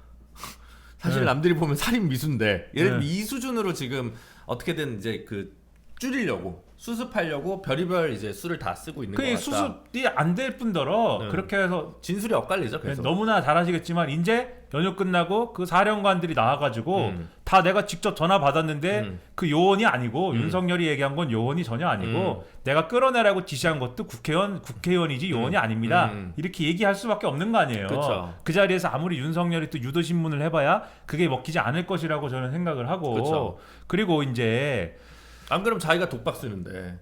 그렇죠. 네. 그리고 또 하나가 그것도 있어. 체포하라고 한 적이 없다. 네. 이재명, 한동훈 등에 대해서 동향을 파악하고 체크하는 차원에서 배치한 것이다. 자, 뭐 이제 포고령 1호 위반 가능성이 높기 때문에라고 이제 김용현, 윤석열 측이 얘기하고 있죠. 그 얘기는 이제 어떻게 될 거냐? 그 이제 국정원 1차장을 했던 홍장원 씨 있지 않습니까? 조선일보 이런 데가 또 쫙 쓴 걸 보면 홍장원의 진술이 계속 변했다. 이렇게 써요. 뭐라고 쓰냐? 홍장원 씨가 처음에는 대통령으로부터 체포하라는 지시를 받았다라고 증언을 했는데 근데 또 갑자기 지시를 받은 건 아니고 그 체포 얘기는 방첩사한테 들었다라고 진술을 바꾸고 또 그 얘기가 나중에 가서는 뭐 이렇게 저렇게 또 바뀌었다 뭐 이렇게 쓰는데 제가 그 속보가 나올 때부터 유튜브에서 떠들던 와중이어서 제가 정확하게 기억을 하는데 홍장원 씨의 진술은 바뀐 적이 없어요. 홍장원 씨가 처음 진술한 거는 국회 정보위였지 않습니까? 그러니까 홍장원 씨의 진술을 듣고 정보위 간사 원래 국회 정보위는 원래 그렇게 하잖아요. 내부에서 이제 정보위에서 있었던 진술을 정보위 양당 간사가 나와가지고 기자들한테 설명을 해주거든요. 홍장원이 얘기한 것을 요약해가지고 설명하는 과정에서 홍장원이 이렇게 얘기했다라고 언론에 설명을 한 것이고 그 설명을 하면서 이제 부연을 했는데 정확하게 그때도 얘기했어요. 홍장원이 대통령에게 받은 얘기는 들은 얘기는 방첩사를 도와줘라. 대공 사건이든 뭐든 자금이든 줄 테니까 도와줘라 라는 얘기였고 그 얘기를 듣고 나서 방첩사한테 전화를 받았는데 무슨 정치인 명단을 불러주기에 이거는 미친놈이다라고 생각해서 내가 적다가 그만 적었다.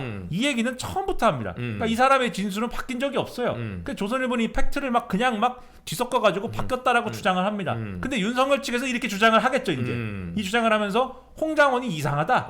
지금 그 군 사령관들에 대해서도 저 사람들 진술이 이상하다라고 주장할 겁니다. 이 사람들 진술이 그럼 이상한 이유가 있겠죠? 왜 이상하냐? 이 사람들은 정권이 바뀔 것을 예상하고 자기들이 살아남기 위해서 또는 앞으로 인사상의 불이익을 당하지 않기 위해서 뭐 자기들 뭐 이 수하의 어떤 인사상 불이익을 받지 않게 하기 위한 목적으로 뭐 이렇게 진술을 바꾼 것이다. 뭐 등등의 주장을 이제 할 거란 말입니다. 근데 법으로는 이게 다 인정이 안 될 거예요. 제 생각에는 변호사니까 그쵸. 워낙 잘 아시겠지만 그냥 뭐 흰소리 합니다. 이렇게 하고 끝날 건데 이 얘기를 이제 어디 가서 하는 거냐 다들. 그거 유튜브 이런 데서 하는 거예요. 그렇죠. 하는 것이고 지금 이제 헌법재판관 무시한다는 소리를 왜 이걸 했냐면은 여기서 한 모든 얘기가 이제 이렇게 많은 진실을 얘기했음에도 불구하고 대통령이 직접 이러한 많은 진실을 얘기했음에도 불구하고 이제 어떻게 되는 거냐? 헌법재판관들이 안 받아준 겁니다. 이제 이 얘기를 다 안 받아준 거예요. 그리고 이 김용현을 변호하고 있는 이 변호사 2명의 경우에는 아예 출신이 그거 유튜브지 않습니까? 그거 유튜브 진영이거든요. 그거 진영 출신이지 않습니까? 저는 뒷모습만 봐가지고 누군지를 못 봤는데 그 거기도 배가 들어갑니까? 뭐 아닌가? 뭐 하여튼 유모 변호사하고 뭐 변호사 이 김용현을 변호하는 2명의 완전 이제 부정선거 마니아들이에요. 평소에도 부정선거를 주장해오고 자기들의 어떤 그 유튜브 방송에 부정선거 전문가들을 초대하여서 뭐 힘을 실어주고 뭐 이런 분들인데 이분 중에 한 명이 아예 집회 나가가지고 뭐라고 합니까? 좌파 헌법재판관들이라고 얘기를 합니다. 저걸 하고 나서 이게 보니까 앞단에 좀 다른 얘기지만 그 재판할 때 보면 증거 채택과 관련해서는 윤석열 측에서 젊은 변호사들 비교적 한 뭐 40대나 뭐 30대 후반으로 보이는 변호사 2명 연이어서 몇 호증부터 몇 호증 막 쭉 얘기를 해요. 그 사람들은 이제 근데 보면 그냥 정치적인 주장을 하기 위해 증거를 그냥 모아가지고 내는 것 같아요. 그러니까 제가 볼 때는 변론 전략에서 핵심이 아니고 약간 그냥 뭐 이렇게 뭐랄까 보급부대 같은 역할을 하는 것 같고 이제 주심하는 건 어쨌든 좀 그 연식이 있고 이제 법조에서 좀 그래도 이름이 알려진 분들이 주로 나서는데 근데 연식이 있으시다 보니까 돌아가면서 주무십니다. 윤석열 대통령도 중간에 자고 조대현 재판관도 눈 감고 있고 저기 다 눈을 조금씩 한 번씩 감고 있더라고요. 그래서 참 안 됐다, 애쓴다 이런 생각이 좀 들더라고요. 그래서 뭐 많이 보는 간격이긴 한데 뭐 나이 드는 게 죄도 아니고 그렇긴 하지만 어려운 처지에 있는 분들이 헌법재판관이 좌편향이라고 지금 합니다. 그러면은 이미 그 전조를 우리가 봤잖아요. 윤석열이 공수처는 수사권이 없고 그리고 수사권이 없는데 서울 서부지법이 영장을 내준 게 불법이라고 하고 영장을 내준 걸 집행하는 공수처와 경찰이 다 좌편향이라고 하고 서울 서부지법이 이러한 영장을 내준 이유는 좌파이기 때문이다라고 하고 그거를 극우 유튜브에서는 중국 공산당의 이 음모다라고 하고 그쵸.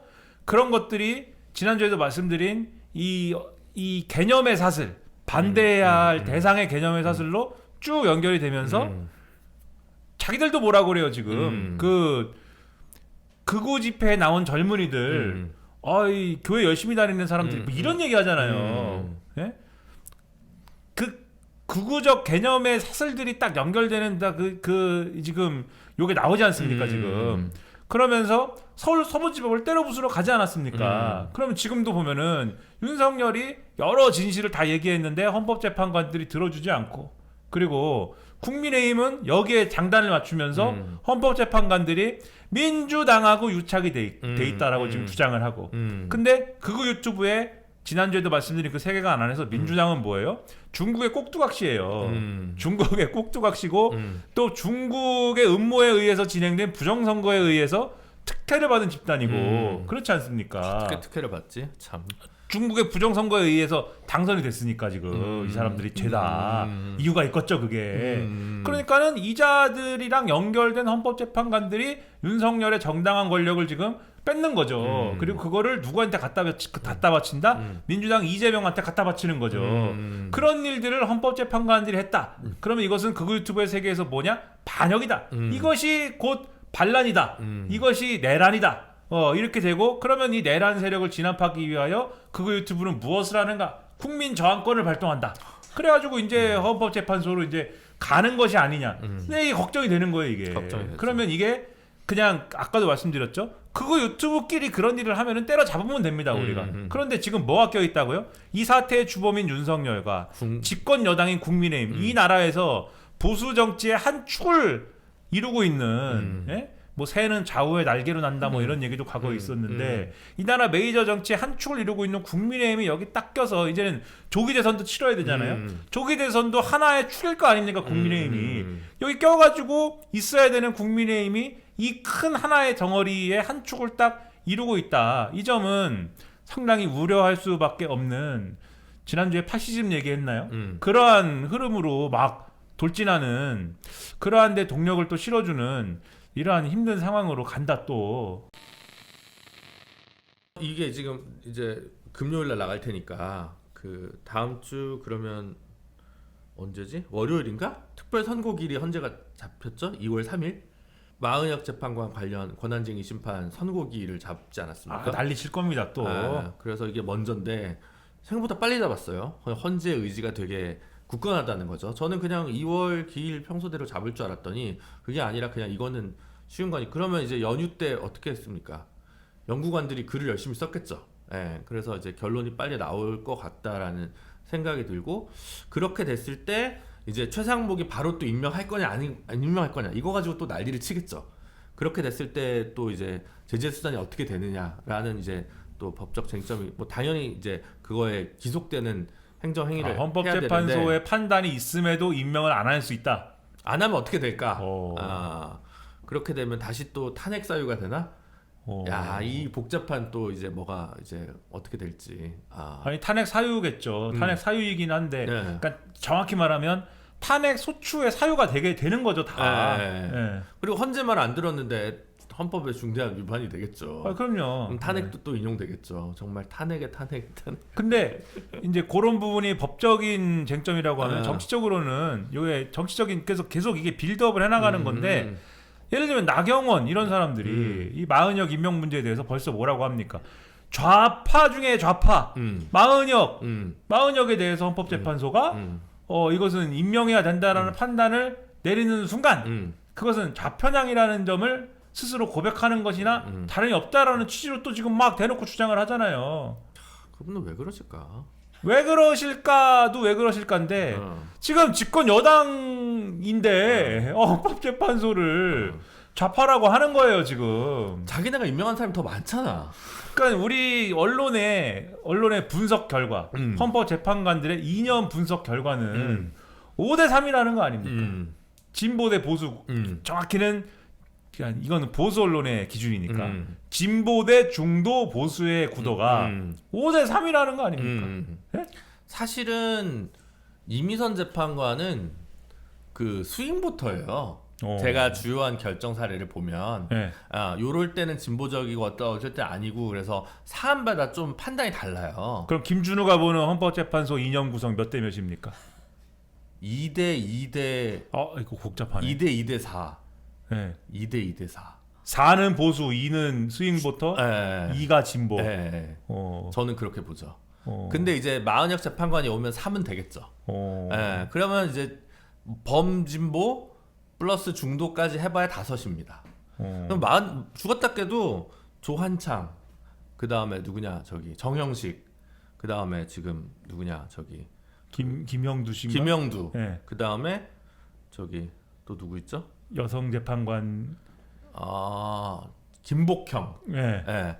김복형 이분도 뭐 무색무취하긴 하지만 주로 이제 보수적이라고 보셔야 될 것 같고 네. 정정미 재판관이 좀 왔다 갔다 뭐 해서 중도 우, 중도 보 쪽이라고 할 수 있고, 예. 이미선 재판관님이 약간 중도 좌 이 정도라고 저는 그렇게 보이거든요. 그리고 정계선 재판관도 사실은 딱 법대로 해요. 그때 그 MB 거였나 박근혜 거였나 뭐 하나 핵심적인 거 무죄 때렸어요. 쭉 유죄인데 그냥 법리대로 그냥 가시는 분이에요. 왜 이게 그 사시수석 아무나 하는 거 아니고 사시수석의 멘탈리티가 이게 그 법적으로 굉장히 건조한 거 그대로 간다는 그 멘탈리티가 있습니다. 사실 정계선 재판관 가지고 사실 보수에서 뭐라고 못한 이유도 딴 거 아닙니다. 사시수석이었기 때문이에요. 김선수 변호사님 대법관 될 때도 법원에서 뭐라고 못한 이유가 사시수석했기 때문입니다. 그럼 거기서는 2년보다 성적이 우선이에요. 왜냐면 성적이 2년이기 때문에. 그래서 사시수석이야 이러면 너 걔보다 공부 잘해 이러면 끝나는 거거든요. 그러니까 저의 세계관이 아니라 그 이제 법원에서 이 사람 뭐 우리법 연구회 출신이야, 이 사람 뭐 민변 쪽이랑 친해 이런 것보다 성적이 더 좋으면 그게 이제 다 잡아먹어버리는 어떤 그런 작동을 어느 정도 하거든요. 예, 그래서 뭐 그게 옳다 그르다의 문제가 아니라 그냥 저는 이제 생태계를 묘사하는 데 있어서 그런 게 아닌 거죠, 말하자면. 그리고 이제 그 4대4가 말하자면 보여진 게 이번에 그 이진숙 결정에서 4대4로 드러난 거 아니겠습니까? 제가 중도 스윙보터라고 하신 분들이 이렇게 그 탄핵 인용 쪽으로 이제 본 거죠. 예.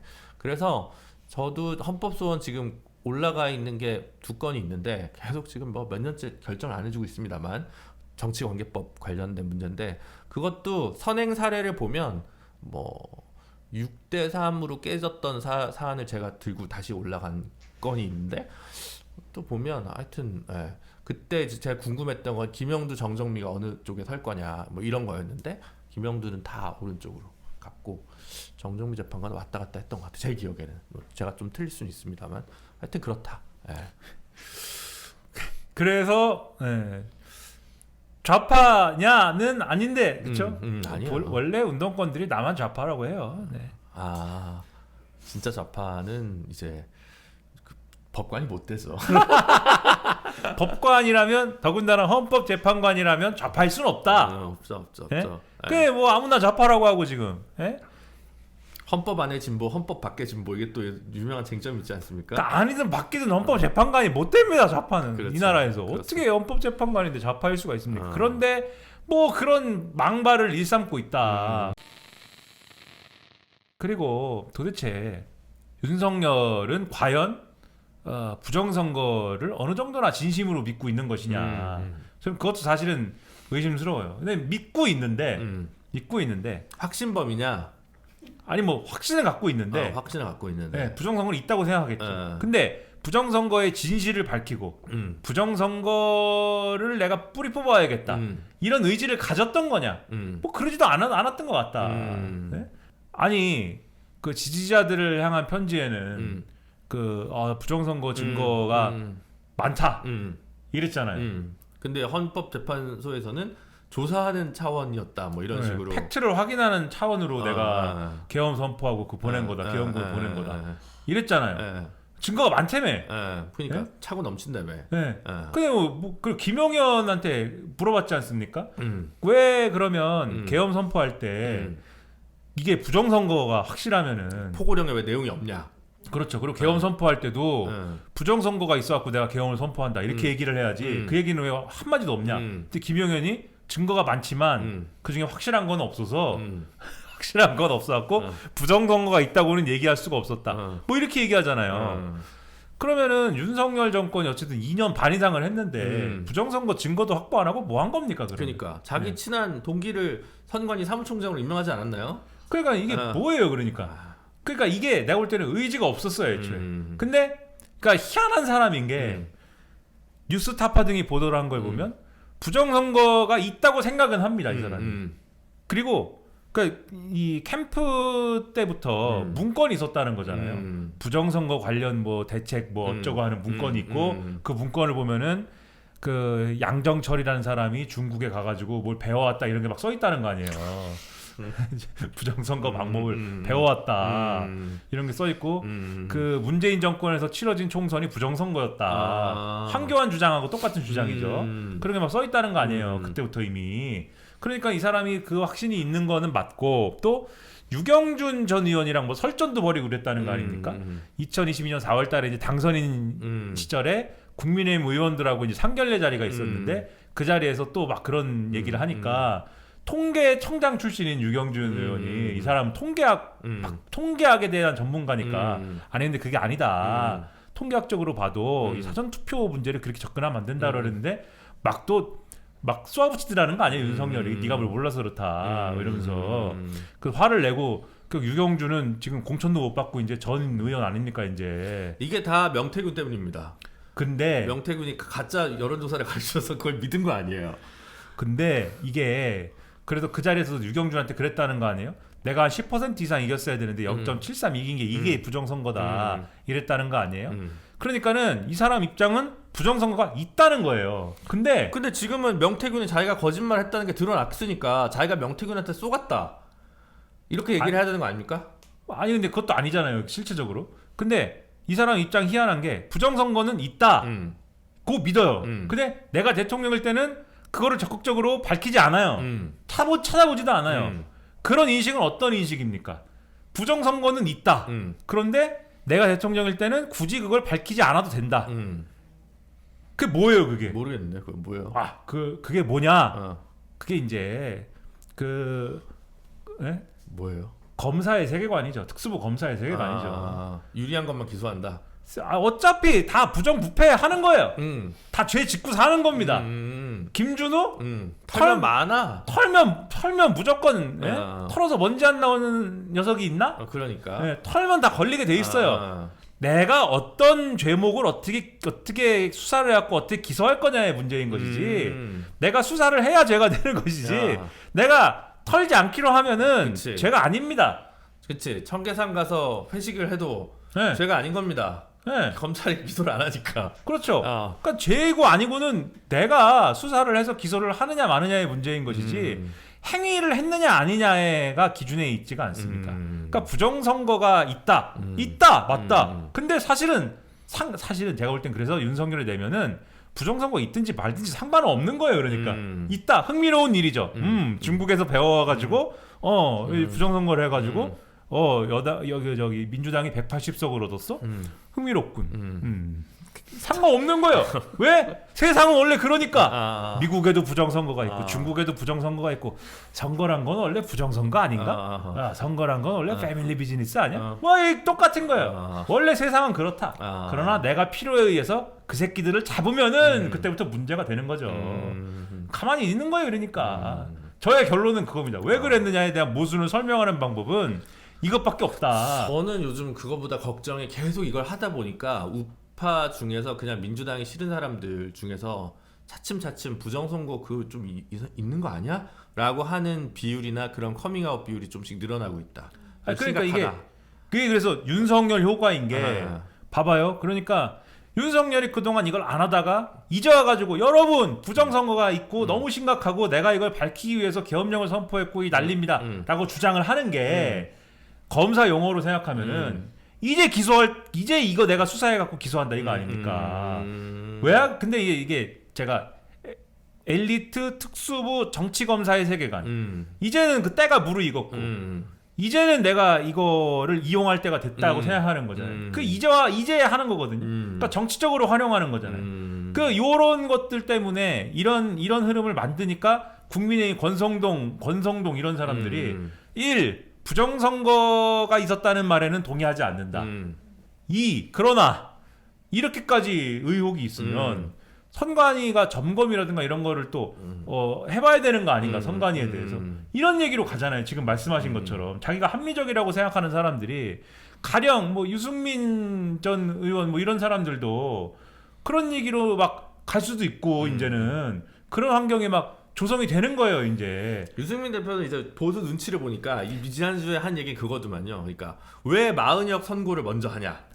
먼저 들어온 한덕수 사건을 먼저 결정해야 되지. 헌재가 비겁하다. 요걸로 또 이제 그거는 테마를 잡으셨더라고요. 그거는 정영식 재판관이 얘기를 했는데 헌재 맘이다. 뭘 먼저 하는지는 그렇죠. 네, 헌재가 알아서 하는 것이다.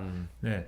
그리고 이거를 그러니까 힘들어요. 그러니까 이런 식으로 꼬투리 잡기 시작하면은 뭐가 더 시급한지는 헌재가 알아서 판단하는 거고 그쵸. 거기에 대해서 아무 소리도 하지 말라는 게 아니라 뭐가 우선인지에 대한 어떤 이 아카데믹한 논쟁이라든가 그다음에 차후에 어떤 제도 개선을 위한 어떤 뭐 생산적인 논쟁이라든가 이런 건 할 수가 있겠죠. 근데 지금 상황에서 자기의 어떤 오로지 자기의 어떤 정치적 이득을 위해서 발언하고 주장하는 바가 결과적으로 사회 공동체에 어떤 영향을 미치느냐 이거를 감안하라고 얘기를 해야 되는데 지금 그렇게 얘기하면 결과적으로 뭐가 됩니까? 헌법재판소가 무슨 의도가 있다 이렇게 되잖아요. 얘기가 지금 아까 말씀드린 헌법재판관들은 좌파 아니냐라는 프레임을 만들어놨는데 유승민이 어디에 편승하게 되는 겁니까? 헌법재판소가 좌파라고 유승민도 주장을 하네. 헌법재판소가 민주당한테 정권 갖다 바치는 사람들이라고 마치 주장하는 것 같은 얘기네. 이렇게 되는 거잖아요. 정치인이면 그러니까. 이게 학자가 아니시잖아요 지금. 그러니까. 학자거나 무슨 뭐 아니지 않습니까? 정치인이면은 그걸 고려해가지고 행보를 하고 지금 이 처신을 해야 되는데 그렇지 못한 거죠 지금 상황이. 보수 정치인은 전부 다 그런 것 같아요 지금. 지금 노세훈은 난 잘 모르겠고 그러니까 개헌을 해야 됩니다. 이것만 얘기하고 있고. 노세훈은 무슨 뭐 인터뷰 같은 데서 윤석열도 버텼어야 됐고 나도 버텼어야 됐다 뭐 이런 얘기를 하는데 무슨 얘기인지 모르겠어. 뭐 얹혀가는 거죠 다 지금. 그러니까 개헌을 해야 된다. 이렇게 그러니까 그냥 이러한 윤석열의 희한한 세계관 덕분에 나라 전체가 이제 파시즘 이런 데로 흘러가는 양상처럼 되는 거고. 그러니까 이런 현상 유지 같은 얘기들이잖아요. 결국은 선관위도 한번 점검 받아봐야 돼. 이런 얘기가 지금 상황을 현상 유지로 가는 거거든요. 이게 결국은 파시즘을 용인하거나 지금 키우는 방향으로 가는 결과를 불러일으킬 거잖아요. 대단히 우려되는 것이고 그리고 윤석열의 희한한 세계관이 결국은 뭘 정당화하냐면은 세상 다 부정선거잖아요. 그러면은 역으로 얘기하면 뭐냐? 자기도 부정행위잖아. 네, 나도 해도 돼. 네. 그러니까는 명태균 이슈에 대해서 명태균 게이트에 대해서 윤석열은 어떻게 이렇게 뻔뻔할 수가 있느냐? 그게 여기서 우리가 좀 단서가 잡히는 거죠. 뻔뻔할 수 있는 이유가 있다. 어차피 다 부정선거인데 뭐 나도 그 미공표 여론조사 좀 받아가지고 그 받아서 내가 좀 본 다음에 공천 좀 약속해 준 게 뭐 그렇게 대수냐? 고발 사주는 어떨까요? 고발 사주 그거 내가 검찰총장인데 어차피 부정선거인데 다 부정선거인데 내가 좀 고발 사주로 좀 그 선거에 개입해가지고 이 정권에 민주당에 좀 엿 좀 먹여보겠다는데. 근데 진짜 아무리 100번 양보하려 그래도 예를 들어 2020년 총선이 어떻게 이럴 수가 있냐? 이럴 수 있을 것 같아요. 황교안은 이제 미쳐버릴 것 같아. 이제 용납이 안 되니까.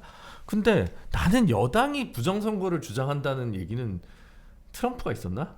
글쎄 그건 뭐 하여튼 저 듣도 보도 못한 거거든요. 야당이 부정선거를 주장하는 거는 뭐 전 세계 어디나 있는 아프리카에 지금도 있는 일이고 다 그런 건데 여당이 부정선거를 주장한다는 건 정말 듣도 보도 못한 소식이고 그 지금 거기 내부에서 분명히 멘탈이 붕괴될 텐데 저는 이제 그렇게 보는 게 있거든요. 왜냐하면 그날 헌법재판소에서도 그 문건을 자기가 썼다고 얘기를 하잖아요, 김용 의원이. 근데 대리인단은 증거를 인정을 안 합니다. 저희는 모르는 문서입니다. 이렇게 얘기를 해요. 근데 유는 그 앞에서 내가 그걸 봤어요라고 얘기를 하는 이게 뭐 하는 짓인지 도저히 아무것도 이해가 안 갑니다. 아무것도 이해 안 가고 그냥 오늘을 버티자 이것만으로 모든 논리를 꿰맞추고 있다 보니까 상식적으로 이해할 수가 없는 계속 이걸 계속 우리가 에너지를 써야 되는 게 저의 냉소를 좀 가속화하고 있습니다. 어떻게 하면 좋습니까? 파시즘 뭐 반파시즘 인민전선을 구축해서 가열차게 싸워야 된다. 인민전선까지는 모르겠으나 아까도 말씀드렸듯이 현상 유지로 가는 것은 이거는 여기서 현상 유지란 이제 파면되지 않고 권한대행 체제를 일정 기간 지속시키는 것. 아니 그거보다는 좀 더 넓고 근본적인 얘기인데 예를 들면은 아까 말씀드린 것처럼 그러면 선관위를 점검해 보자든가.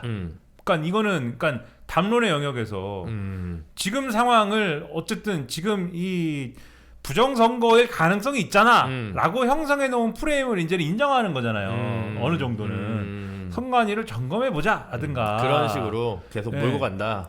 예, 요런 거를 용인하면 안 된다라는 게 첫 번째 이제 드러나는 진짜. 현실인 것이고. 아니 정의당도 그러면 원외가 됐는데 이거 부정선거다 이럴 리가 없다 이러란 말이야? 말도 안 되는 소리야.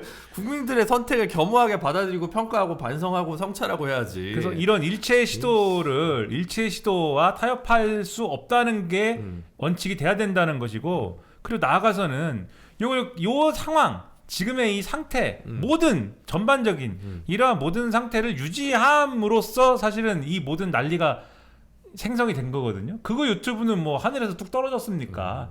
지금의 상태를 유지함으로써 형성이 된 거잖아요. 그럼 그게 뭐든 간에 더 진전된 어쨌든 민주주의를 쟁취하기 위해서 계속 뭔가를 밀고 나가는 것들이 필요하다라는 게 역으로 증명이 된다는 거죠.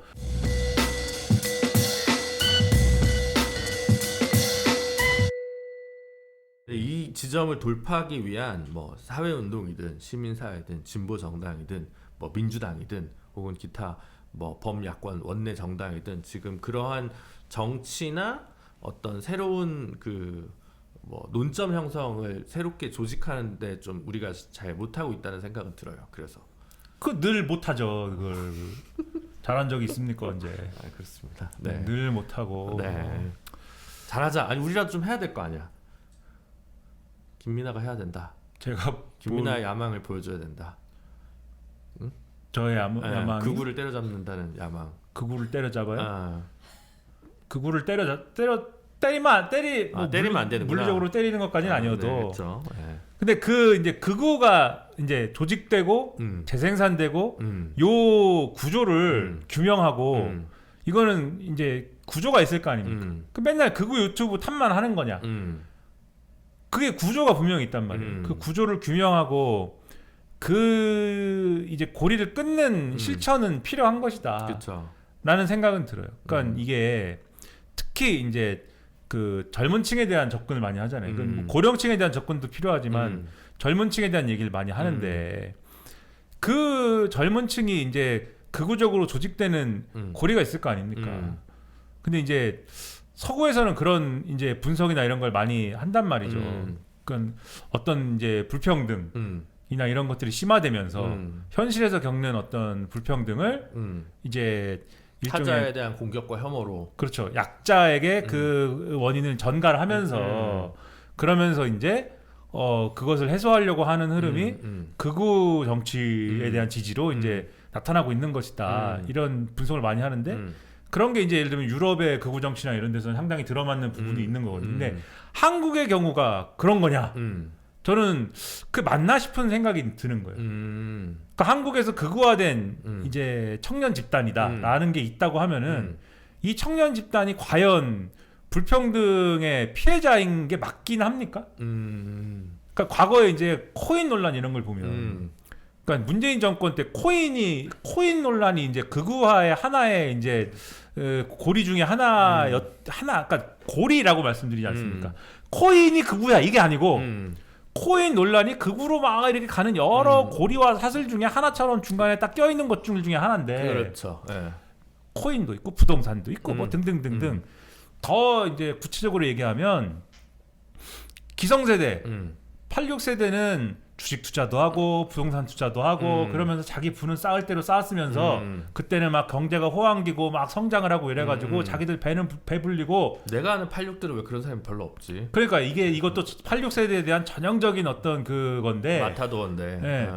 그러니까 그런 86세대가 존재하죠. 하지만 86세대에 해당하는 사람들이 다 그런 거냐? 그것도 아니죠. 그렇지 않죠. 중산층 중에서도 상층에 해당하는 세대가 그런 건데 이 사람들이 그렇게 부를 쌓아가지고 자기 자식들한테 그 부를 대물림하기 위해서 자식들한테 자식들 교육이나 이런 데 막 투자를 해가지고 그 투자하느라고 위법적인 행위나 이런 거를 막 이제 막 하고 뭐 이런 거를 되풀이하면서 내로남불하고 말이야. 그런 사람들이 근데 그런 사람들이 오늘날의 기득권이 됐는데 그 뒤에 세대, 그러니까 이 젊은 세대가 돈을 버는 방법에 대해서는 이제는 부동산도 안 되고 주식 투자도 안 되는 시기인데 근데 주식 투자 안 되는 시기라고 했지만 2022년, 23년에는 상당한 불장이었습니다. 네. 그래가지고 좀 벌었죠 사실. 네. 벌었잖아. 근데 아무튼 그러나 그런 얘기는 좀 잘 안 하고 이제는 주식도 안 되고 같은 저성장 시대여갖고 잘 안 되는데 코인 좀 해갖고 벌겠다는데 벌려고 했더니 거기다가 세금 매긴다 그러고 코인 나쁜 거라 그러고 코인 때문에 벌어지는 사회적 해악에 대해서 무슨 뭐 이게 뭐 자금 세탁을 동원된다 그러고 그런된다 그러고 악마화를 하고 말이야. 막 뿌리 나가지고 문재인 정권 이러면서 이랬단 말이에요. 그러니까 요런 서사가 있지 않습니까? 그러면서 야 문재인 정권이 가령 지난주에 말씀드린 이 극우가 반대하는 개념의 사슬들. 문재인 정권이 왜 그러냐? 우리의 투자할 자유, 부자가 될 자유를 억압한다. 억압은 누가 하는 거냐? 권위주의가 한다. 그다음에 아까 내로남불 말씀드렸죠. 그러한 억압을 통해서 뭘 하고 싶은 거냐? 예를 들면은 그러한 억압을 통해서 이 억압을 예를 들면은 평등 뭐 이런 거를 통해서 이 정치적으로 선전을 해갖고 평등을 좋아하는 뭐 일군의 이 좌파 내지는 또 평등 누가 좋아하냐? 페미니스트들이 좋아해. 그렇잖아요? 평등 좋아하는 페미니스트들한테 표를 얻고 뭐 그런 거에 해가지고 자기들의 어떤 정치적인 이익을 위해 가지고 우리의 자유를 억압한다. 이것이 권위주의고 또 전체주의다. 이런 거 누가 좋아하냐? 중국과 북한이 좋아해. 그리고 차별금지법 이런 것도 다 그런 거지. 그럼 한쪽에서 차별금지법 이거는 이제 그들의 용어. 동성애 뭐 그 조장법 아니야? 이래가지고 그 뭡니까 보수 기독교계가 와 합니다. 어마어마해요 이거는 이제 보수 기독교계가 난리. 와 이거 그 무슨 뭐 거기다가 뭐 이 보수 기독교계가 또 미국 좋아하잖아요. 원래 기독교 복음주의의 원류가 어딥니까? 미국이에요. 미국이죠. 네. 그 사실 거기를 통해서 이 복음주의가 들어온 겁니다. 복음주의라고 하는 개념이 있어요 또. 에큐메닉 아니죠. 그건 그게 아니구나. 저기 에반게리온이 아니고 그 뭐라고 하는 거 있습니다. 아무튼간에 그거 들어와 가지고 이제 쭉 이렇게 보수적인 색채죠. 그게 이제 또 종교적인 그 설명 길어지니까 미국의 감리 쪽이랑 뭐 해봐. 아니 종교적으로 가면 그게 또 기준이 있어요. 복음주의냐 아니냐라고 하는 그거는 또 야 이게 대단한 얘기가 됩니다. 그러면은 처음에 복음주의의 시작은 미국의 이제 대각성 운동이라고 그래가지고 그건 뭐예요? 천주교에 성직자 중심으로 한 위계가 있잖아요. 그렇죠. 위계가 있잖아요. 그래서 신과 직접적으로 이 맞닿는 거는 성직자고 일반적인 신도는 성직자를 통해서 신과 만나는 개념이지 않습니까? 천주교가 이게 잘못됐다는 게 복음주의예요. 그래서 장로가 중심이 된 교회들 아니죠. 그건 장로 신도가 직접 신과 소통할 그건 직접 맞닿을 수 있다는 게 복음주의의 핵심 교리입니다. 근데 이게 미국에서 뭐하고 결합이 되냐면 미국이 뭘 해요? 영국의 귀족이나 이 왕정은 아니다를 주장을 하는 게 미국이잖아요. 그러면 독립 전쟁을 하잖아요. 그 뭐하고 만나냐면 민주주의를 주장하고 싶은 이 마음하고 만납니다. 대각성 운동하고 대각성 운동이 이러한 이 엘리트 이 종교적 엘리트주의가 잘못됐어라고 주장을 해요. 그게 천주교의 문제야. 그래서 우리는 복음주의 기독교를 이제부터 주장할 것인데 그거는 이 천주교의 위계가 아니고 우리 일반 신도도 예를 들면은 예배를 드릴 수 있고 그리고 설교도 할 수 있어. 이게 뭐냐? 이게 민주주의다. 그래서 민주정을 주장하는 거하고 결합을 해가지고 이게 이렇게 됩니다, 얘기가. 근데 이게 이런 흐름들이 묘하게 비슷하게 한국에서도 뭐 이렇게 주장이 민주주의 싫어하는 사람이 없잖아요, 그 시대에는. 이 이제 들어올 때, 이 복음주의가 들어올 때 되면은 비슷하게 가거든요. 근데 이게 이제 여러 부작용을 낳게 되는 과정이 있는데 그 얘기하면 또 이거 1시간 가잖아요. 초조해지지 않습니까, 지금? 아니 그렇진 않아요. 그래요? 네. 오, 대단한 배짱인데. 뭐 무슨 상관이야. 네. 그러니까 이렇게 가면서 이 사슬이 쭉 완성되는 과정이 있잖아요. 저는 김민하 선생의 넓은 그 지식의 세계에서 지금 감탄하고 있습니다. 아니 그래서 뭔 얘기를 하고 싶은 거냐면은 코인 얘기를 했잖아요. 예? 아까 얘기한 거는 불평등의 피해자들이 한국의 극우화를 지금 추동하고 있느냐 이 문제에 대한 의문을 얘기했잖아요. 불평등의 피해자 코인 투자를 어떻게 합니까? 코인 투자를 하면 최소 얼마가 있어야 됩니까? 그 당시에 나는 뭐 물론 이제 100만 원, 200만 원 갖고도 할 수 있습니다. 빚내서 하고 하시더라고. 네, 빚도 질 수 있고 할 수 있는데 저희 의뢰인들 중에도 있긴 있어요. 네, 이 진짜 돈 없는 사람도 할 수 있습니다. 할 수 있지만 그 당시에 이제 2018년,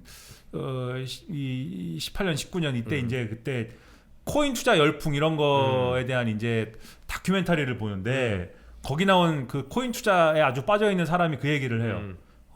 돈 5천만 원 있으나 없으나 내 인생은 마찬가지인 것 같아서 5천만 원 코인에다 몰빵했다. 그런 얘기를 막 해요. 5천만 원 있으나 없으나가 인생이 마찬가지인 사람이 어떻게 불평등의 피해자냐? 5천만 원 있으면은 그 뭐 아닐 수도 있는데 5천만 원 있으면은 전세방을 얻는데 뭐 힘들지만은 어떻게 대출 끼고 어떻게 해가지고 할 수 있습니다. 5천만 원 가지고 예? 아이 그 열받더라고요. 나 갑자기 그걸 보는데 그 아무튼간에 요 구조를 보면 한국의 이제 그 구조를 보면은 오히려 얼마 전에 보니까 경향신문의 인터뷰 기사를 보니까 그런 얘기도 있더라고요.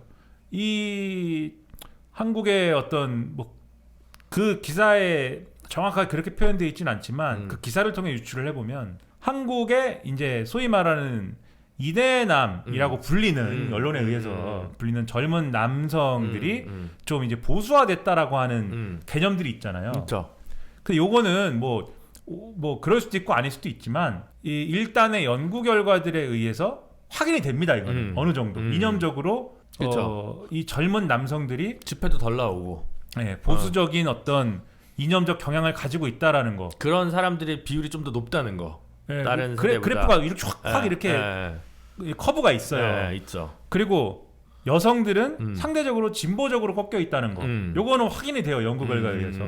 그리고 심지어 전 세계적으로도 젊은 남성들은 상대적으로 여성보다 보수적이고 여성들은 진보적이다라는 거는 다수 연구 결과에서 확인이 됩니다. 이거는 확인이 되는데 왜 그런 거냐에 대한 설명은 제각각일 수 있어요. 근데 그런 거에 대한 이제 설명 방식이 한국의 경우에 그러면은 이게 이유가 있어야 되잖아요. 이유가 있어야 되는데 그럼 뭔가 이제 이 남성들이 진짜로 이 현생을 살면서 불평등을 겪고 임금 하락이라든가 이런 실질적인 다른 이제 지표들에 의해서 그런 게 있어가지고 이게 보수화됐다라는 게 확인이 돼야 되는데 이 경향신문에 인용된 그 인터뷰에서 인용된 연구 결과를 좀 보면은 그렇다기보다는 어떤 주관적 인식이 영향을 미친다라는 대목이 있거든요. 그게 더 크다. 주관적 인식이 뭐냐?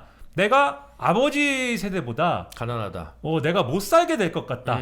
라는 이제 주관적 인식을 가졌을 때 그러한 위기감이 이제 좀 그거는 근데 저는 예전엔가 어디 외국의 연구 결과에 그게 있던데요. 외국의 경우에도 79년 제가 79년생인데 79년생부터가 윗세대보다 덜 번데.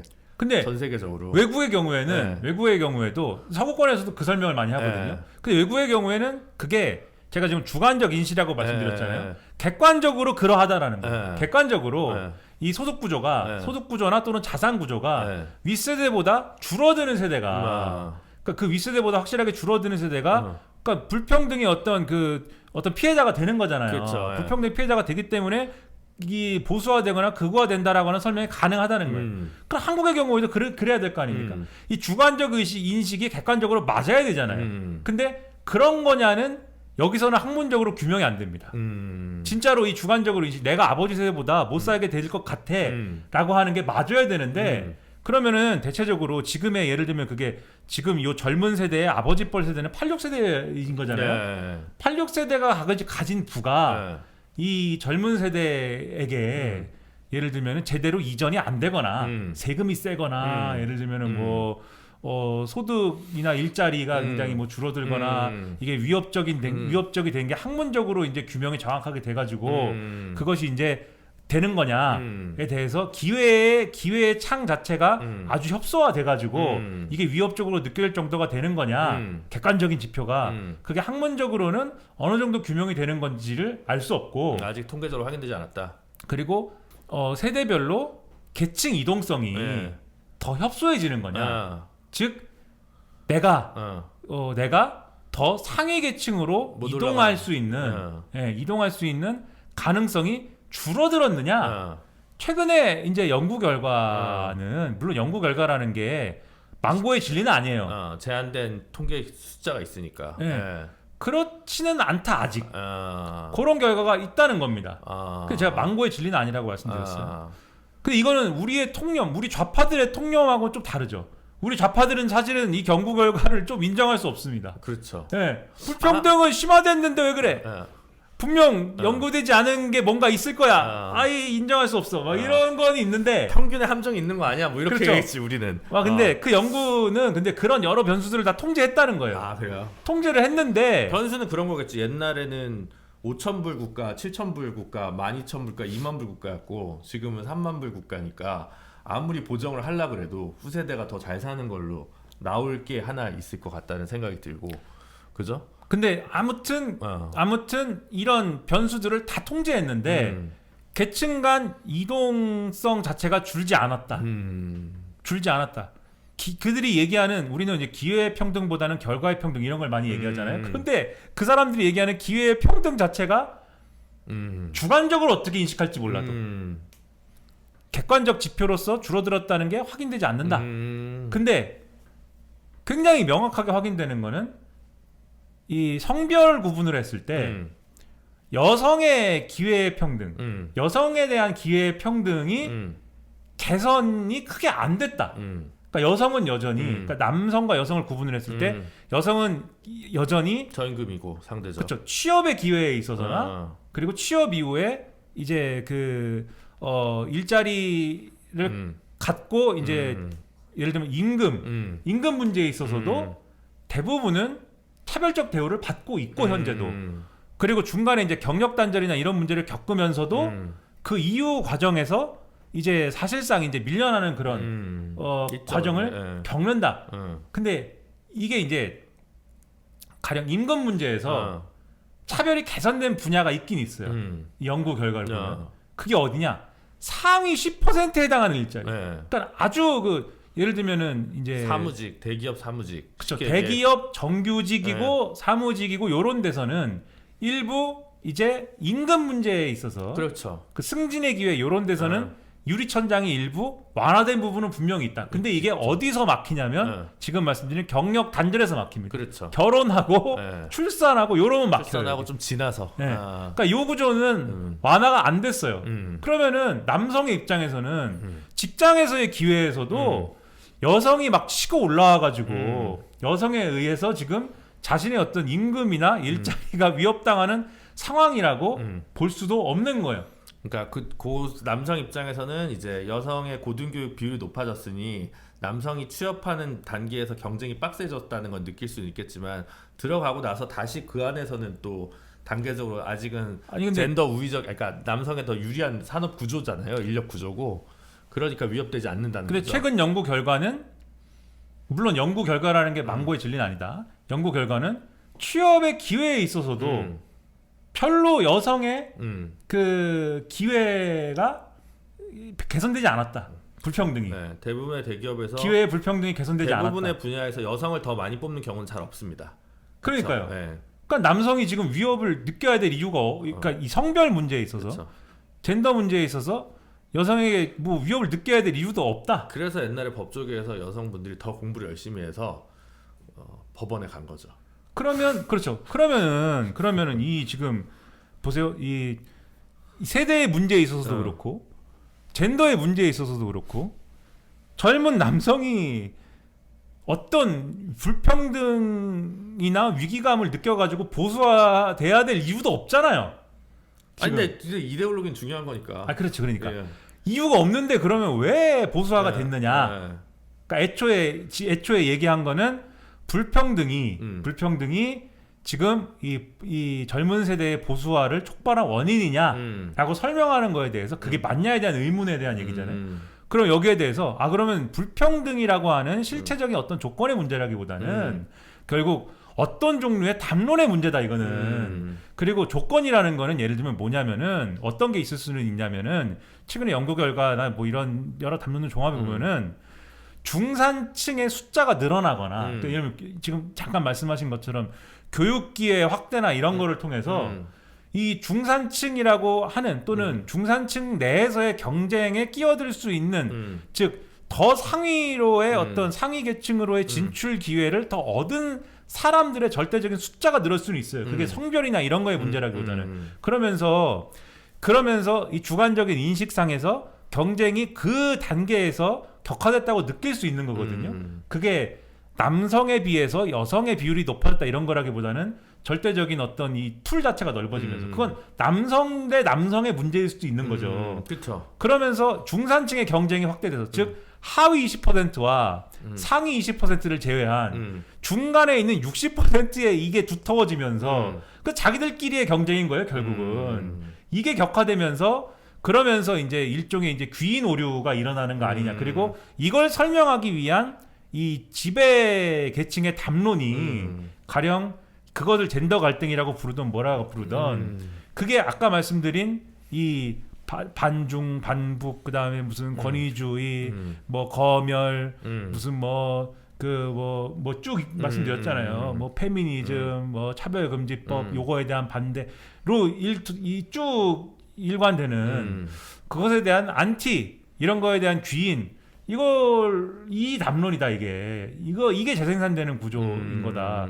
그러면은 요거를 이제 요 사슬과 고리들을 계속 깨는 거를 해야 되는 거거든요. 요 흐름을 막으려면은 그거를 이제 못 하고 안 하고 사실은 이제 관성에 좀 얹혀가는 게 있다 지금 진보는. 근데 원래는 이제 이게 불평등이 심화되니까 부자를 공격해라. 이게 원래 이제 올드 좌파의 문법인데, 그죠? 극우는 똑같이 불평등이 심화되는데 이건 다 약자 때문이다라고 약자를 공격하잖아요. 그러니까 반응이 다른 거 아닙니까? 여기 이 원인은 누구 때문이야라고.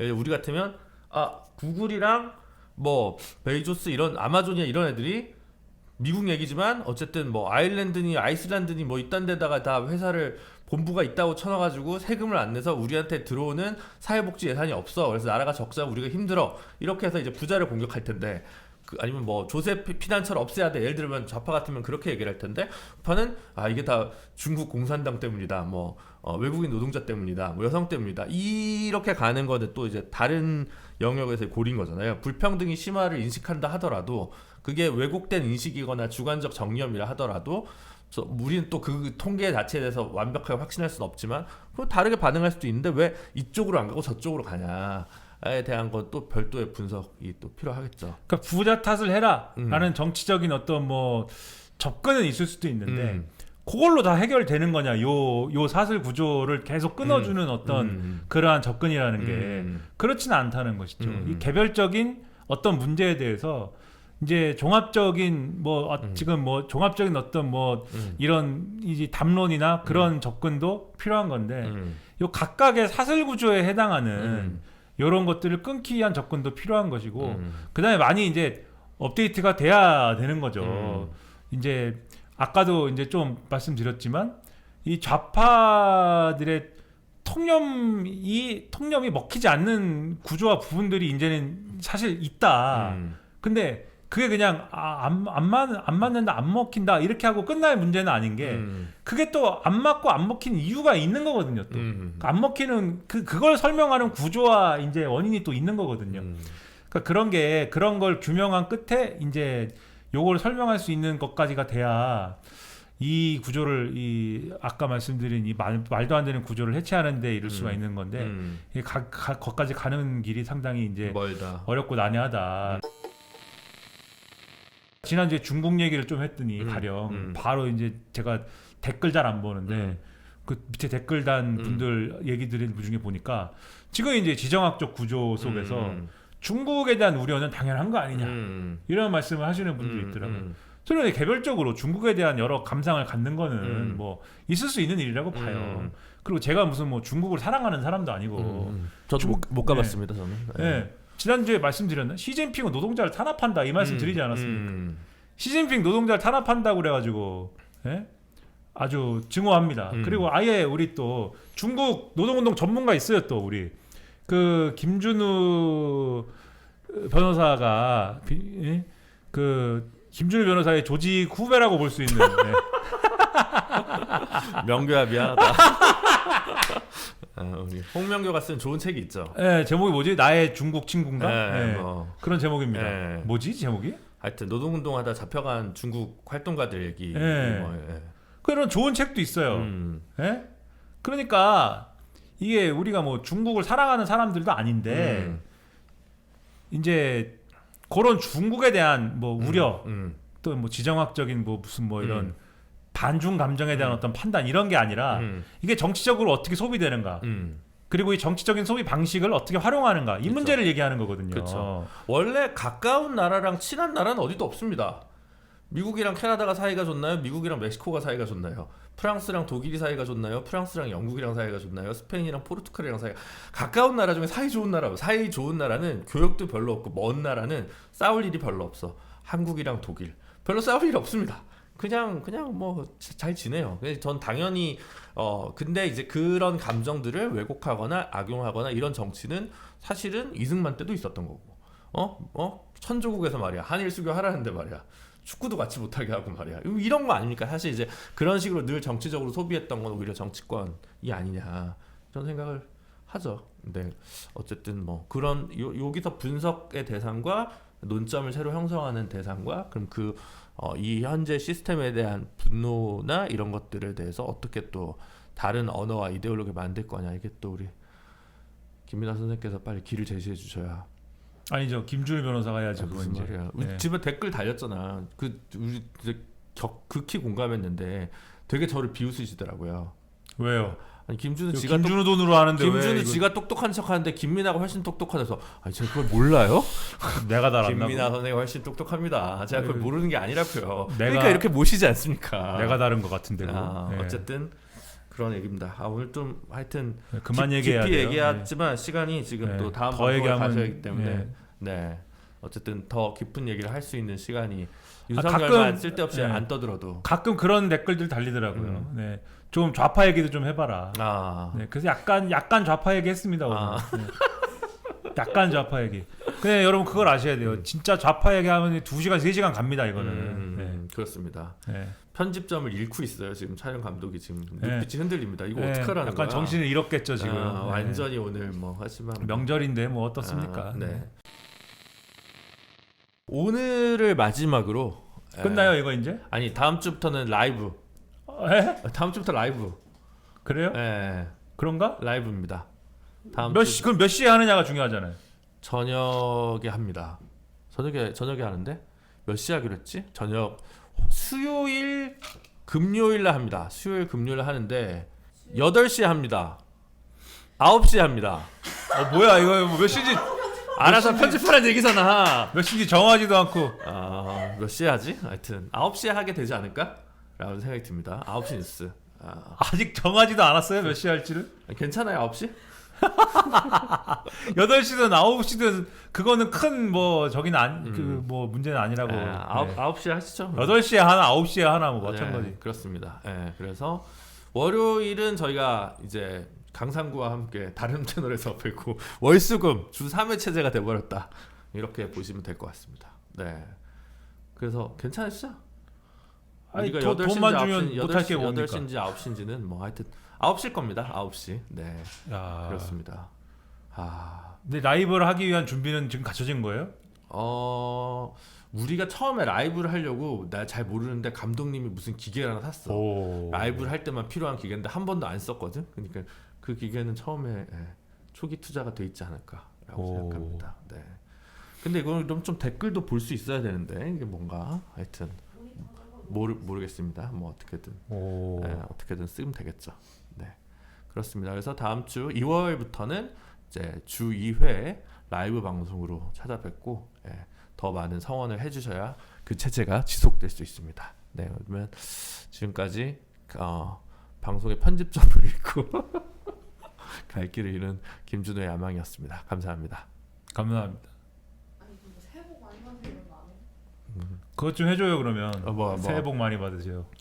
신년이 새해 복 많이 받으시려면 좋아요, 구독, 댓글, 알림 설정을 해주셔야 됩니다. 아니 그걸로 조건부로 받으라고 해요 또. 원래 유물론적인 거 아니었어요. 아. 복을 받으려면 실천을 해야지. 유물론적 실천을 해야 복을 받을 수 있다. 그런 거 아니에요? 여러분 새해라는 개념은 네. 새해라는 개념 자체가 다 허위의식이고 허위의식입니다. 네, 새해란 없습니다, 여러분. 네. 하지만 복은 어쨌든 받으시기 바랍니다. 그렇죠. 네. 해가 뜬다는 것도 사실 다 관념의 일종인데. 아니 해는 뭐 뜨겠죠. 지구가 자전하고. 도는 거지. 뭐 해가 뜨나? 아니 지구가 자전함으로 인해서 여기까지 하겠습니다. 네, 다음 주에 찾아뵙겠습니다. 김준호였습니다. 김준우였습니다.